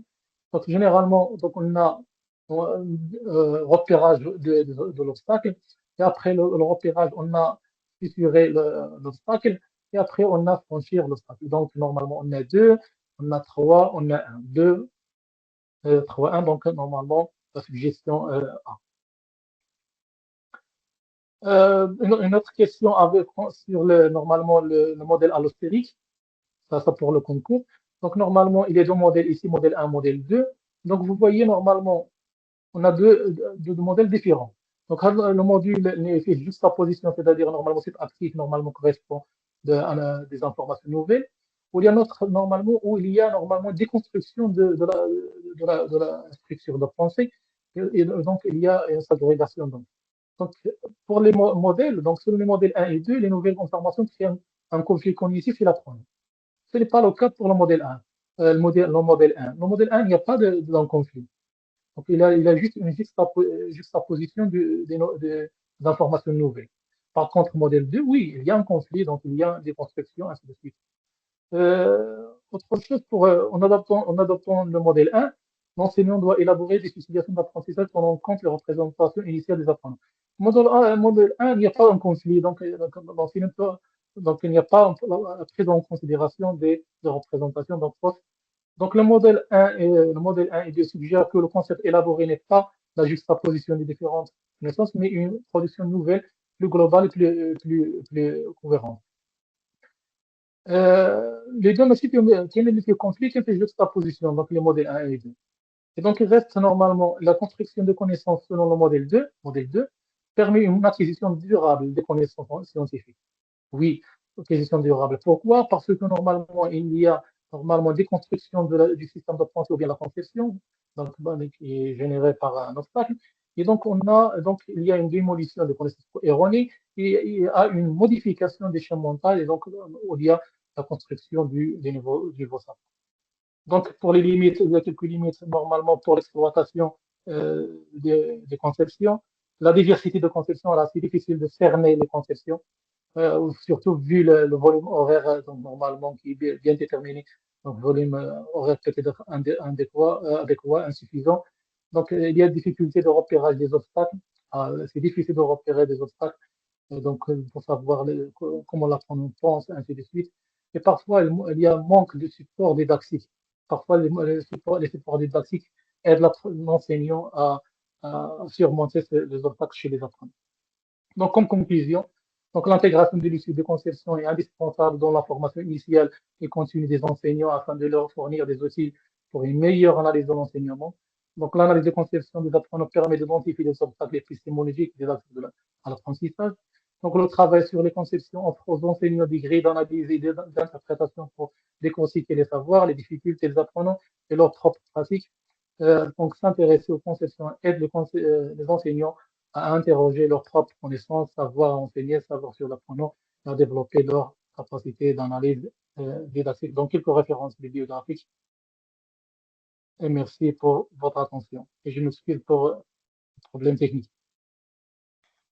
C'est شكرا Hakima. سي نور الدين، شكرا على هذا العرض القيم Ouais, صراحة، bon, اللي هو عرض شامل وكيجاوب على مجموعة من التساؤلات اللي كانت عند الأساتذة سابقا، واللي من خلاله كنلاحظ أن فيه وضعيات اللي ممكن أنها تكون ضمن وضعيات الامتحان المهني طبعا، من خلال الفرق ما بين les représentations conception, comment faire émerger les conceptions, l'importance de recueillir les conceptions, les étapes d'analyse les obstacles. يعني مجموعة من الأشياء اللي فعلا هي مواضيع لامتحانات مهنية. طبعا عرض بالنسبة لي عرض غيكون يعني سيفيد الأساتذة المقبلين على الامتحان المهني. شكرا على مجهوداتك السي نور الدين، وكما العادة بالنسبة للأساتذة اللي عنده شي تساؤل فلكم الكلمة، سواء كلمة شفوية أو يمكنكم ترك السؤال في لا بارتي كونفرساسيون. إذا غنشوفو إلا كان شي أسئلة السي نور الدين في الكونفرساسيون. نعم مرحبا أستاذة. اسمحوا لي نشوف الأسئلة اللي كاينين. إذا بالنسبة للسعدية شنو كتقول؟ شكرا جزيلا على العرض القيم والغني. في إطار بناء معارف جديدة وتقويم التصورات الخاصة للمتعلمين، لاحظت تكرار بعض الأخطاء رغم تصحيحها مرارا وتكرارا بالطريقة المناسبة، إلا أن المتعلم يعود لنفس الأمر رغم علمه بكونه خاطئ، كأنه نوع من الارتباط النفسي بذلك التصور وعدم القدرة على التخلي عليه. ربما ما السبب في نظركم وما الحل؟ آه، شكرا جزيلا سيدة حكيمة، هذا سؤال مهم جدا. طبعا اذا كان هناك، وهذا من بين يعني مميزات ديال العوائق التعلم ولا لي زوبستاكل، هو ان رغم اننا كنقدموا كنصحوا اخطاء ربما وكيكون عند مجموعه من المتعلمين داخل الفصل الدراسي، رغم التصحيح على غير ذلك، فمن بعد مثلا واحد الوضعيه تكوينيه كتبين بان راه هناك لا زال هناك مشكل. وهذا من مميزات العائق. العائق هو الاستمراريه وكذلك الارتباط النفسي. يعني كتنبسط كيهضر على كثير على النقطه هذه ديال الارتباط مع العائق. يعني معنا من اجل تجاوز هذا العائق، يعني خص الاستاذه ولا الاستاذ انه يقترح وضعيات طبعا يعني تعلميه اللي من خلالها انه يحدد، ما هضرنا على ما يسمى الهدف العائق. الهدف العائق يعني ان كل عائق نحدد له واحد الهدف معين. وطبعا هدف معين معناه اننا ذاك البناء ولا ذاك النظام، ذاك السيستم دو بونس اللي عنده، خصو طبعا يوقع له التيتيفاسيون، يعني انه التفكيك. يعني انه نعطيك مثال، مثلا بحال واحد شي حاجه مثلا انت كتعطيها بحال كيوقع جوست بوزيسيون، معنى انك كتعطي واحد المعرفه جديده، كتضرب في ذاك السيستم وكترجع. يعني معنى انه ما كتوقعلاش لاغريغاسيون، ولا انه معنى انها ما كتندمجش مع المعرفه السابقه، ولا انها كتوضع جانبا. وملي اذا كانت توضعت جانبا فكيكون سهل النسيان ديالها. باش يكون عندنا واحد يعني ممكن نقول بانه باش يبقى عندنا ان هذه المعرفه تبقى انها راسخه عند المتعلم، خصنا نقوموا بتحطيم او تفكيك هذا النظام اللي هو النظام ديال النظام الفكري، ولا طبعا هذا النسق تفسير المتعلم، وندمجوا معاه المعارف الجديده. راه في هذه الحاله وعاد نديروا كذلك المتابعه. يعني المتابعه واش هل تم طبعا تفكيك هذا التطور وواحد الناس تعلم جديد ولا لا، ولان من الصعب اننا نتجاوزوا العائق، لانه هو مقاوم. رغم اننا كنصحوا فكيبقى كيستمر. وهذا كتطلب طبعا وضعيات اللي هي خاصه يقوم بها الاستاذ ويقوم بالاعداد ديالها، وكتطلب جهد كبير ووقت كبير. نعم سي نعم نور استاذ الدين، حكيم. كإضافة بالنسبة لهاد النقطة، جوردان اي دو فيشي خدموا بزاف على لي كونسيبسيون ديال لي زابرونون، وعندهم واحد الدراسة انهم تبعوا او عطاو نفس السؤال في البريسكولير وفي البريمير في الكوليج في اليونيفرسيتي على المسار ديال الأغذية في الجسم، فلقاو ان بعض التصورات لا زالت مقاومة حتى في السلك الجامعي. يعني نفس الخطأ il résiste. يعني هذا المشكل هو قائم، يعني صح. يقدر بعض الأخطاء تبقى دائما. استاذ حكيمه، موجودة. باش نقاطعك مثلا، نعطي واحد المثال. مثلا استاذ حكيمه، هو التصنيف ديال الكائنات الحيه. لحد الان مثلا في الجامعه ما زال ذاك العائق يعني حاضر بقوه. ومثلا كتنقل كمعيار للتصنيف. مثلا يقدر يصنف لك مثلا الخفاش كما قلنا، يقدر يصنفهم مع الطيور، ولا مثلا الفراشه مع الطيور، رغم انه وصلوا للمستوى الجامعي. معنى انهم ما وصلوش للوقوف على هذا العائق اللي هو سنقول ليس معيارا للتصنيف. وطبعا من خلال الوضعيات اللي خص يكون فيها وسائل ديداكتيكيه، وخص يكون فيها مثلا اون كلي دو كلاسيفيكاسيون او بيان دي ديتيرميناسيون، ويتم تصحيح لهذه العوائق. فهي كتبقى يعني كما قلت مستمره. وشكرا على الإضافة أستاذ حكيم. فعلا لا ريزيستانس parmi les caractéristiques ديال لي كونسيبسيون. ديال سؤال نعم. آخر سي نور الدين، نعم. est-ce qu'un seul obstacle peut entraîner plusieurs conceptions, ou le contraire, une conception est générée par un ensemble d'obstacles, dont est-ce que la conception qui est transversale ou l'obstacle. هو جينيرالمون سولون الترافاي ديال جون بيير اتولفي، نورمالمون كيتحدث على ان نورمالمون سي لوبستاكل كي بلو ترانسفيرسال، دونك نورمالي بلو جينيرال que la conception. Je donne un exemple. هو كاين plusieurs cas selon les courants. Par exemple, le courant l'exemple ديال la locomotion، تنقل عند الكائنات الحيه. طبعا التنقل، مثلا عطيتني ليكزومبل ديال لا شوفوري. طبعا هو ان وصل للكونسيبسيون هو ان لا شوفوري من الطيور لانه كيطير. هذه كونسيبسيون. ولكن كل اللي وصل لها هو ان التنقل يعني معيار التصنيف. ولكن هذا التنقل معيار التصنيف اللي هو ان الصفات نقدروا نجبروه في كونسيبسيون اخرى. مثلا نقدر نوجدوه في البرمائيات، نقدر نوجدوه كذلك عند الزواحف إلى غير ذلك.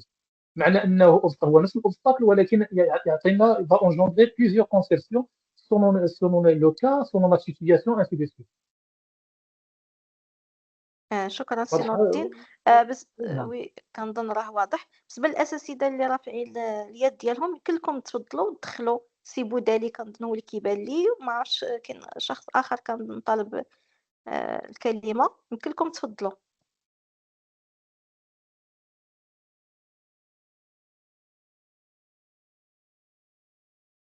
البودالي. بدالي تفضل. نعم.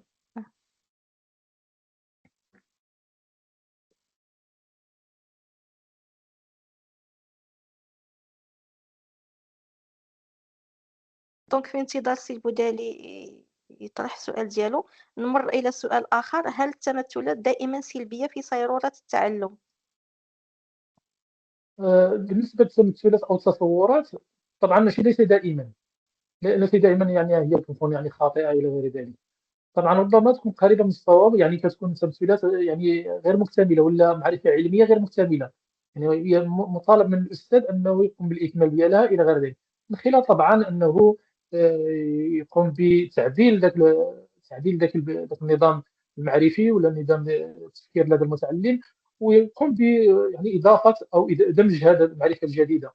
يعني ربما ما تكونش يعني تمثل ولا تصور، يعني المسافة ما بين يعني تتغير. ربما هناك يعني تمثل تصورات قريبة أو تصورات قريبة من المعرفة العلمية، والبعض الآخر منها كيكون بعيد. يعني ممكن أن أحيانا تقدر تكون تمثلات اللي صحيحة تقريبا 90% حتى 95%. نعم سي نور الدين، شكرا. الأستاذة عيشة، هل العرض سيتم تشاركه؟ سي نور الدين. صحيح، طبعا طبعا يعني ما كاين حتى مشكل إن شاء الله. أظن أن يعني الكوميونيكاسيون اس في تي غادي تتقاسم معكم جميع العروض، يعني سو فورم دو دوكيومون بي دي اف، وأيضا تسجيلات هي توجد على صفحة اليوتيوب بالنسبة اللي سبق وبارطاجوها معكم. بالنسبة سؤال آخر ديال السي عبد الرحيم: Merci beaucoup pour la présentation. Est-ce qu'on peut considérer l'hypothèse erronée comme une conception à corriger? Donc c'est une très bonne question en relation avec par exemple la démarche d'investigation, donc la démarche adoptée pour enseigner les sciences de la vie de la Terre. Bien sûr. Donc, normalement, la formulation des hypothèses, parfois, oui, l'hypothèse, on peut la considérer comme une conception. Donc, pour normalement, soit normalement confirmer ou bien infirmer. Donc, les hypothèses, normalement, donc, par exemple, il y a deux ou bien trois hypothèses. Donc, on va garder une. Les autres, donc, ce sont normalement des conceptions qui sont erronées. Donc, oui. سؤال آخر سي خالد بن الحسين كيطلب الكلمة. يمكن لك تفضل السي خالد.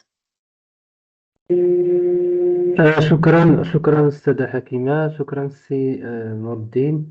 بارك الله فيكم على المجهودات الجبارة وعلى الوقت مرحبا. ديالكم. بغيتي واحد التساؤل فيما يخص التمثل اللي فعلا لقيته نيت حاليا عند تلاند، هو المفهوم ديال الكروموزوم. الكروموزوم يعني لا كاين ممكن أستاذ وكاين شي طريقة، خصوصا ان ذاك التجاوز، يعني ذاك الرص ديال هاد العائق ولا التمثل والمعالجه ديالو ما كاينش الوقت، خصوصا في الثانيه بكالوريا. دابا الا كاين شي طريقه استاذ، دائما تلان التمثل هو ان الكروموزوم كيتكون من جوج ديال لي كروماتيد، رغم ان يعني في الدورة الخلوية تقريبا في الانترفاز كامل هي الميتوز ما كيشكلش إلا واحد المدة اللي هي قليلة. في ديك الانترفاز يعني قبل لا فاز اس، يعني الكروموزوم فهو عبارة عن واحد النيوكليوفينامون. لكن كيفاش غنوصلو لتلاند باللي راه هذاك أثناء هذاك الميتوز هذاك الكروموزوم كيتكون من جوج ديال لي كروماتيد. من بعد ما كيوقع داك الميتوز في لافان ديال الانافاز، يعني في التيلوفاز، كنقول لهم كروموزوم كيتكون من ان سول كروماتيد. هنا كيسولوا يعني كيفاش الكروموزوم هما عندهم يعني في التمثل أن الكروموزوم فيه دو كروماتيد. يعني أستاذ إلا كاين شي إضافة في هذا الباب، وشكرا. شكرا جزيلا استاذ خالد على هذا السؤال. طبعا هذا مرتبط ب دونك لا ستركتور البنيه ديال الصبغه، لا ستركتور دي كروموزوم. دونك لا ستركتور جينيرالمون جو بروبوز pour corriger هذا l'obstacle هذا de savoir ou bien de maîtriser la structure. Donc de se référer normalement les modèles structural. Donc par exemple modèle structural va donc normalement il y a un modèle explicatif chez l'apprenant.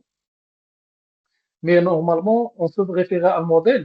Par exemple, هذا l'exemple c'est difficile، ولكن ممكن أننا نستعمله مثلا كموديل بالنسبة للعجينة. مثلا العجينة ديال الأطفال وغير ذلك، هذه عجينة كنموذج نقدر نعتمد عليه كنموذج من أجل مثلا يعني رصد التغيرات البنيوية اللي كيعرفها الكروموزوم خلال الدورة الخلوية. ما عرفتش واش السي خالد سبق استعملت هذا الموديل ولا لا، ولكن هو راه مهم بالنسبة للعجينة إلى الأطفال. لا أستاذ، ما عمري استعملته. وهذا اذا جربتي هذا يعني ممكن انك دير واحد وضعيه وتحدد العائق باننا نتجاوز العائق ديال البنيه ديال الصبغي، نستعمل العجينه وان الصبغي غادي ياخذ يعني اشكال مختلفه خلال الدوره الخلويه من خلال العجينه، لانك يمكن تشتغل بالمجموعات الى غير ذلك يوقع واحد الصراع معرفي يعني صوفي معرفي ما بين المتعلم بين داخل المجموعات، فممكن تحصل على نتائج جيده. معنى اننا نقوم بتفكيك ذاك العائق اللي هو مرتبط بالبنيه، وغادي نجيو واحد المعرفه جديده مرتبطه بالبنيه ديال الصبغ. نتمنى سي خالد يكون هذا الاقتراح يعني يفيد. فعلا شكرا أستاذ، شكرا، نوردين. بارك الله فيك. لا موديليزاسيون باغ لا باتا مودلي طبعا انا استعملتها مرارا وتكرارا في هذا سورتو في لي كروموزوم، وكنا كنديروا لانتروداكسيون ديال كروموزوم سامبل اي كروموزوم دوبل، يعني باش كيبين ان اسكو لي كونستيتيو دون سول كروماتيد ولا دو كروماتيد، باش هو كيحيد داك لا نيونس اونتر هذا المشكل هذا اللي عنده ديال الكروموزوم. نتابع الأسئلة.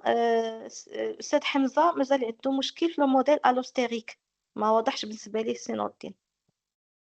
الموديل الوستيريك هو نورمالمون عنده علاقه شويه البيوكيمي، يعني معناه ان مثلا كيقع عندنا واحد التفاعل، يعني معناه انه كيتغير، خصنا نتغيروا البنيه، يعني اما واحد الانزيم كيمشي على كيكون عنده واحد السيت اكتيف وكيمشي مباشره داك الانزيم كيكون على قد داك السيت اكتيف. ملي كيكون على قدو يعني معناه يعني كيبقى واحد لا جوست بوزيسيون، يعني بحال كيتموضع فوق منه واحد فوق واحد، يعني معناه ان عندنا واحد ستركتور دو بونسي قديمه اونتيريور وكتحط فوق منها يعني لو نوفو سافوار، يعني كتحط واحد فوق واحد جوست بوزيسيون واحد السيت اكتيف، يعني بحال كيدخل وكيشد واحد البلاصه كتكون البلاصه ديالها خاويه، وهذا نورمالمون في لا رياليتي نيكزيستو با. الموديل الثاني اللي هو عنده علاقه بالموديل الهيستوريك هو اللي بليز امبورطون، هو ان نورمالمون هذاك النوفو سافوار خصو ياخذ واحد البلاصه، داك البلاصه ما كاينش شي بلاصه خاصه به، ولكن خصنا نغيروا نقوموا بتعديل ذاك البنيه السابقه، البنيه الفكريه ديال المتعلم واللي هو عباره عن بنيه خصنا نغيروها مع اخذ الاعتبار اننا نخلي كيفاش اننا يمكننا ان ندمجوا معرفه جديده. معنى اننا كنغيروا كندير كتسمى ديكونستركسيون، يعني كنفكوا داك البنيه وكنحطوا بنيه جديده وكندمجوا معها المعرفه الجديده، وهذا هو اللي كيعطينا واحد المعرفه اللي هي دائمه وراسخه، عكس مثلا المعرفه اللي هي ممكن انها نعتبرها مرتبطه بموضوع يعني وحده يعني موضوع معرفه فوق معرفه، وغالبا هذه كتسمى النسبيه ديالها بالصعوبه، وهذا الشيء اللي كيوقع في معظم الاحيان. نتمنى ان الاستاذ يكون فهم الشرح ديالي بالنسبه للموديل الوستيري. كنظن واضح. السلام عليكم. الموديل نعم. وي نعم. ربما البودالي كان قبل مني، الا ما كانش فعلا انا ما كيبانليش بالضبط شكون اللي، ولكن انا قلت ما لك نوقعش اللي نفس بغى المشكل يدخل ماشي مشكل، لا ماشي مشكل، اللي بغى يدخل مرحبا. دونك الا سمح لي الاستاذ، اولا كنشكر القائمين على هذا الخير هذا وهذا التكوين وهذا المجال الضخم والمهم. بالنسبه عندي جوج تساؤلات، نقولوا نبدا بالاول، هو بخصوص بعض العوائق ولا لي زوبستاكل اللي تلقاو مع المتعلمين، بحال الشكل ديال دابا ما عرفتش التصنيف ديالو واش فيربال ولا ديداكتيك. مثلا ليفوليسيون التطور، فملي كنديروا هذا الدراسه ديال ميبيان تنطلبوا ليفوليسيون دان تيل اليمون دان تيل فاريابل سون لو طون لا باش يحدد المتعلم هذا التطور هذا واش يقول واش الي اون اوغمونطاسيون ولا ديمينيسيون ولا ان فاريابل. ديما كيحتفظ بداك المفهوم ديال التطور اللي خداه في المادات الاجتماعيات، اللي هو التطور ديال الحضاره، التطور ديال المجتمع، التطور ديال الاقتصاد. ديما اون ايفوليسيون كي بوزيتيف، مي بور نو ايفوليسيون qui peut différer selon السؤال مفهوم أستاذ جميل، السؤال ديالك مفهوم. نعم، نعم تفضل أستاذ. السؤال الثاني.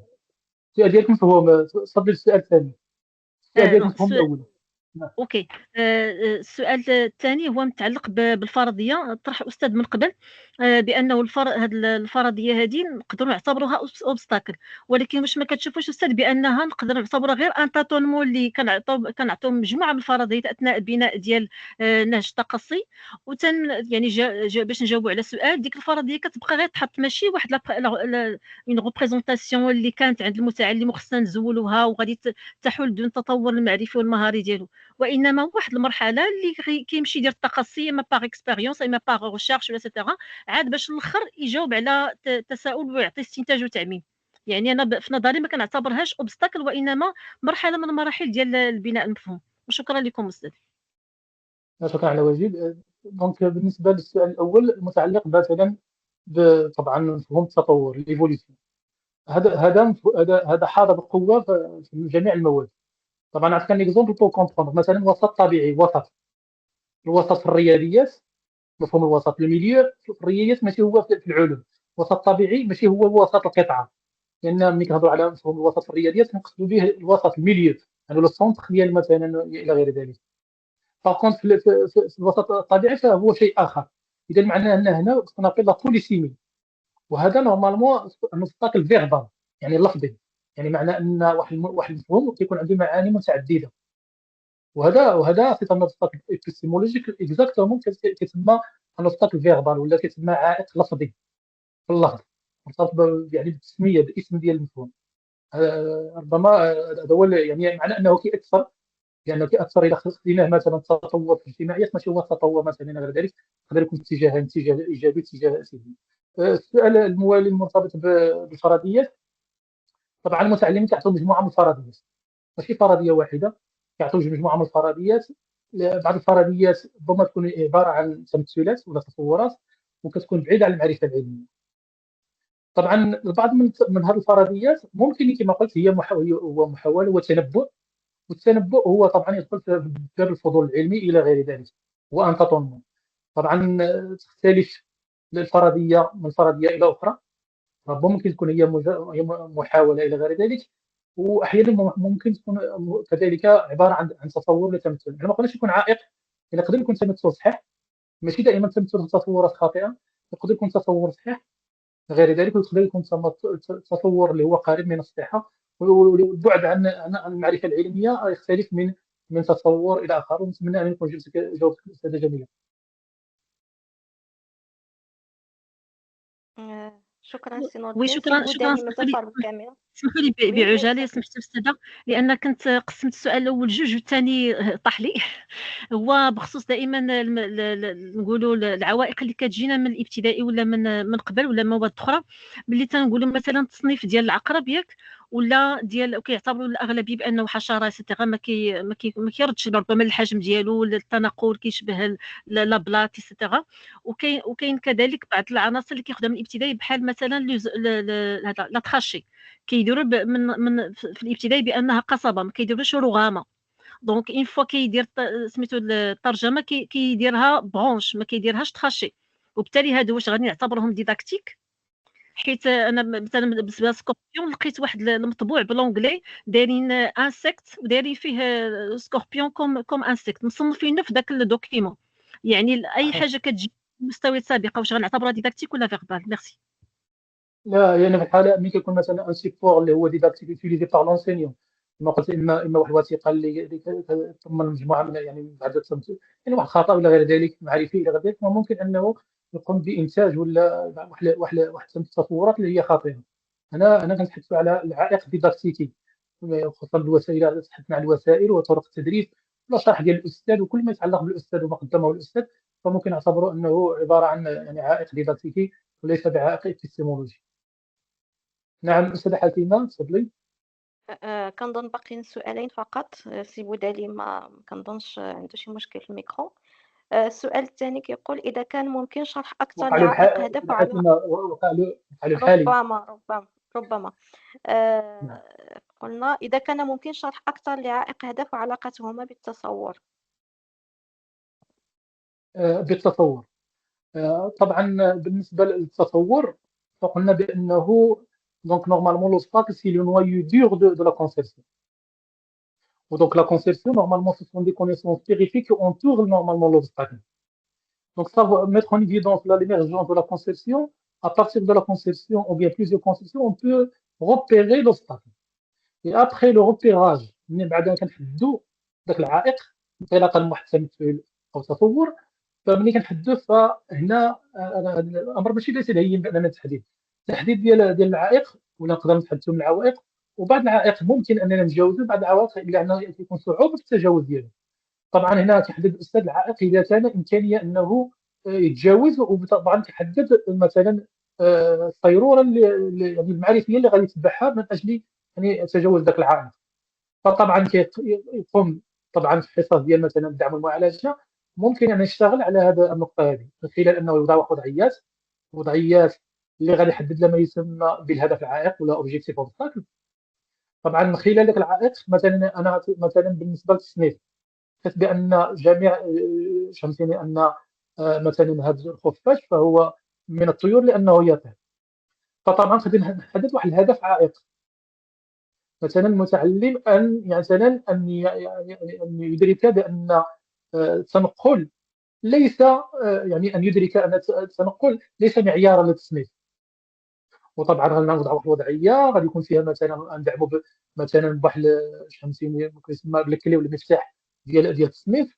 وطبعا غادي يكون فيه مجموعه من العناصر، من بين العناصر اللي غادي يكون فيها مثلا بالنسبه لمعايير التصنيف ما غيكونش تنقل، وبذلك هو ملي غادي يبدا يقلب ما غادي يوجدش التنقل، غادي يوجد مثلا دوطخ اتريبي اللي هما مثلا مرتبطين بالريش ولا مرتبطين مثلا بالاجنحه المنقار، وما غيجبرش التنقل، وبذلك غادي وبذلك في هذه الحاله هذه غادي يفكك ذاك التمثل اللي هو شكل له ذاك العائق، وغادي يحاول انه يدير يشكل واحد المعرفه جديده بناء على طبعا بالنسبه اللي قلنا موديل الوستيريك يعني ديكونستركسيون ريكونستركسيون، وبيان جون بياجي كيتحدث مثلا على اسيميلاسيون اكوموداسيون. واضحه الاجابه ولا نزيد نفصل اكثر؟ كنظن واضحة سي نور الدين. ربما نعم سي إبراهيم رفع لامان ديالو. سي إبراهيم يمكن لك تاخذ الكلمة.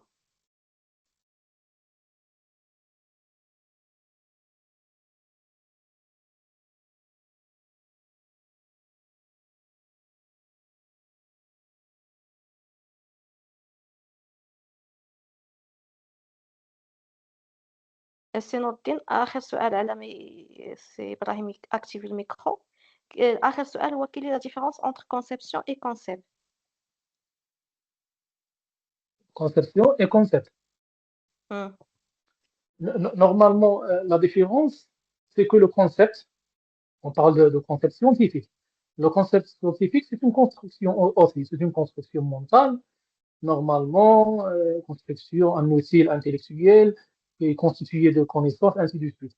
Mais normalement, le concept, normalement, la formation ou bien la construction du dialogue, normalement, se base sur des repères scientifiques. C'est-à-dire, généralement, les connaissances du concept, ce sont des connaissances ou bien des attributs qui sont justes.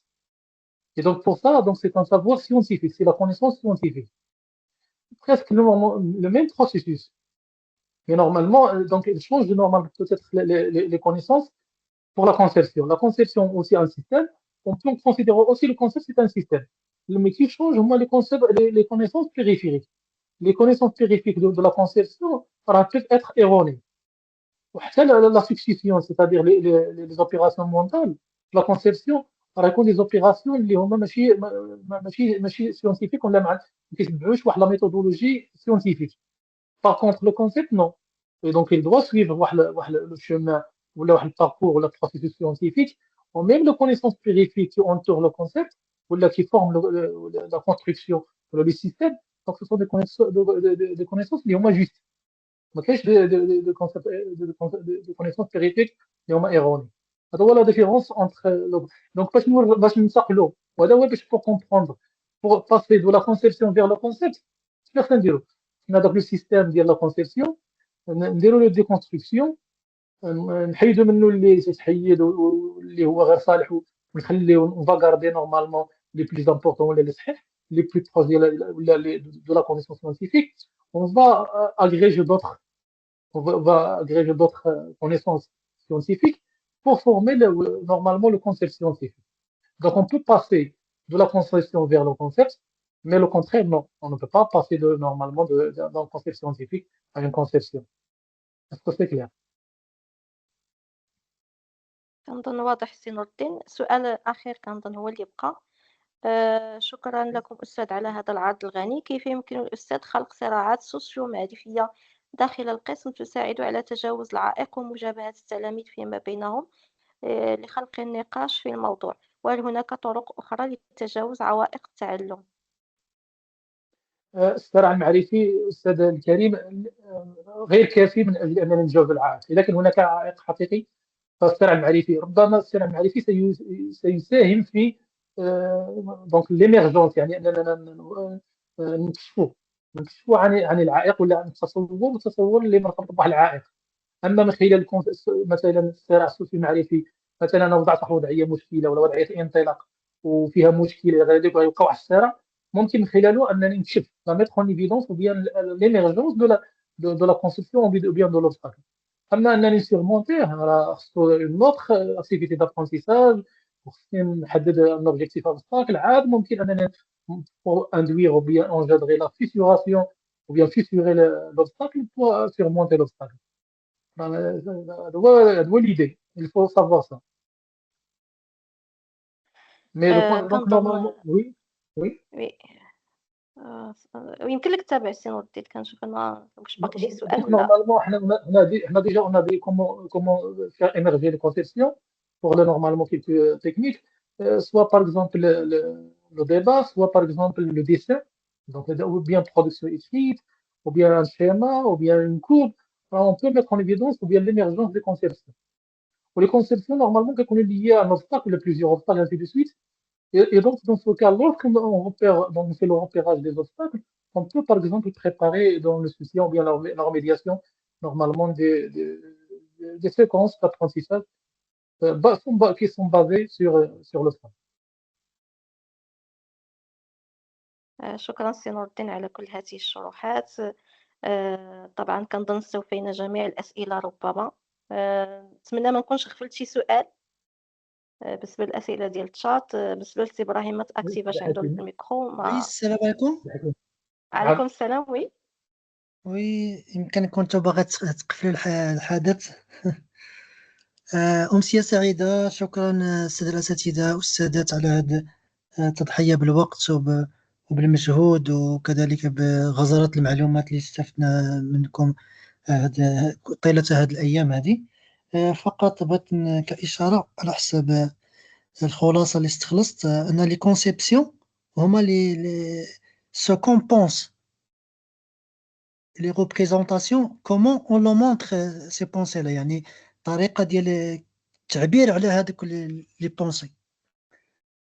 أنا بالنسبة ليا كنلقى صعوبات بالنسبة للتلامذ بالحمولات المعرفية ولا لي ريبريزونطاسيون اللي ربما كيجيبوهم من الابتدائي. واش لأن ما كيكونوش أساتذة التخصص ولا ما عرفتش، لأن كيبقى التلميذ دائما au niveau de la respiration دائما la respiration بالنسبة لي هي inspiration expiration.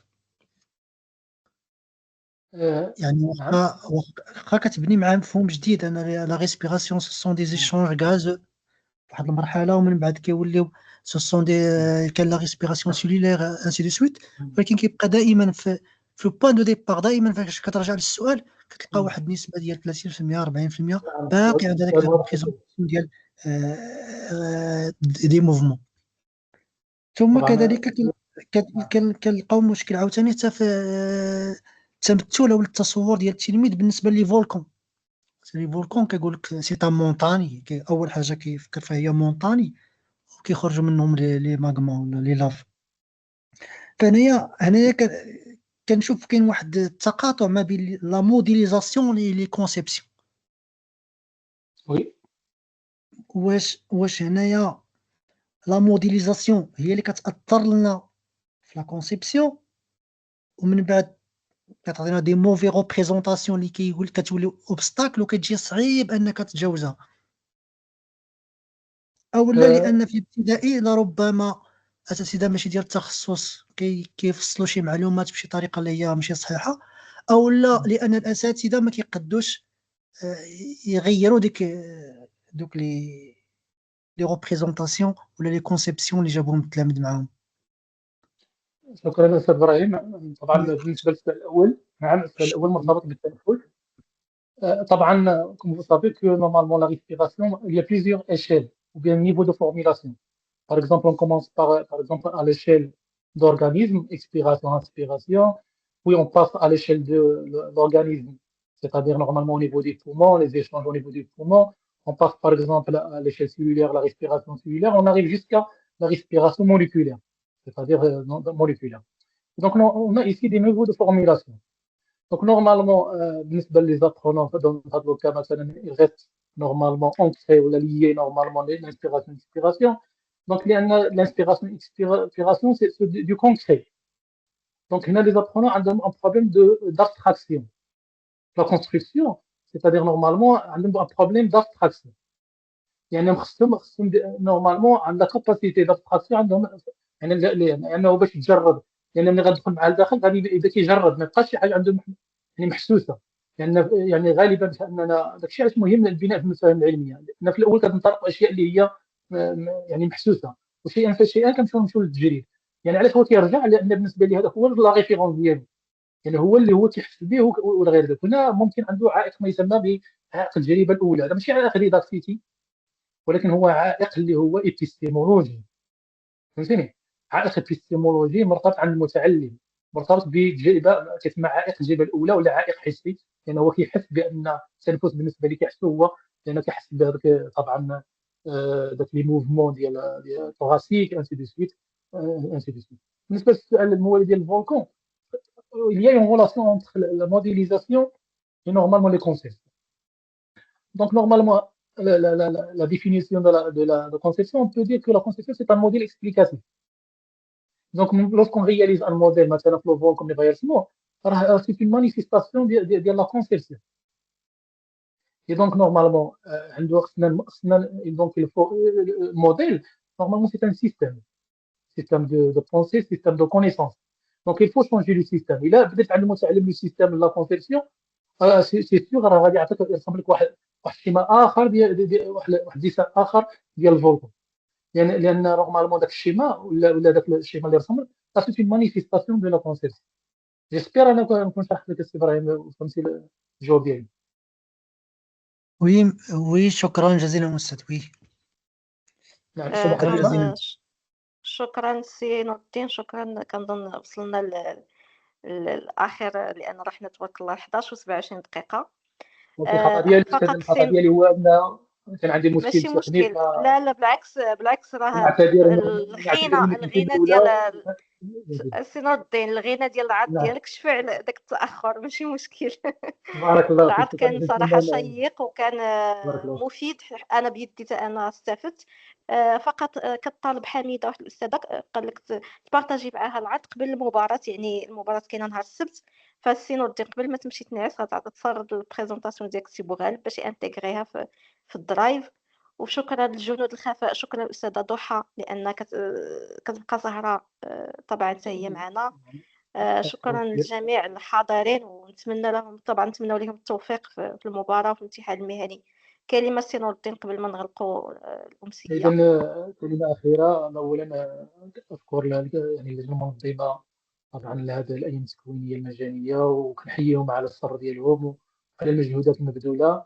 بدوري أحييك وأشكرك على دعوتك الكريمة للمشاركة في تأثير هذه طبعا هذه المحاضرة ولا هذا اللقاء التكويني. شكرا جزيلا، وأعتذر عن هذا المشكل التقني الخارج عن إرادتنا كما نقول. وحتى أنا طبعا استفدت في الأيام التكوينية وشكرا، ونتمنى أنكم استفدتوا. وشكرا جزيلا. اسمحوا لنا أننا سهرناكم معنا إلى حدود هذه الساعة. وشكرا جزيلا أستاذة حكيمة، ونتمنى لهم التوفيق إن شاء الله في المباراة وفي الامتحان المهني. شكرا للجميع. ليلة سعيدة وبالتوفيق. آخر لقاء بقى غدا كنظن لا ديمارش اكسبيريمونتال إلى ديمارش دانفيستيغاسيون مع المفتشة المقتدرة مريم بليلة والمسير سي شرقة إن شاء الله. آخر ليلة تكوينية هي غدا، وفرصة قادمة إن شاء الله. ليلة سعيدة وبالتوفيق للجميع.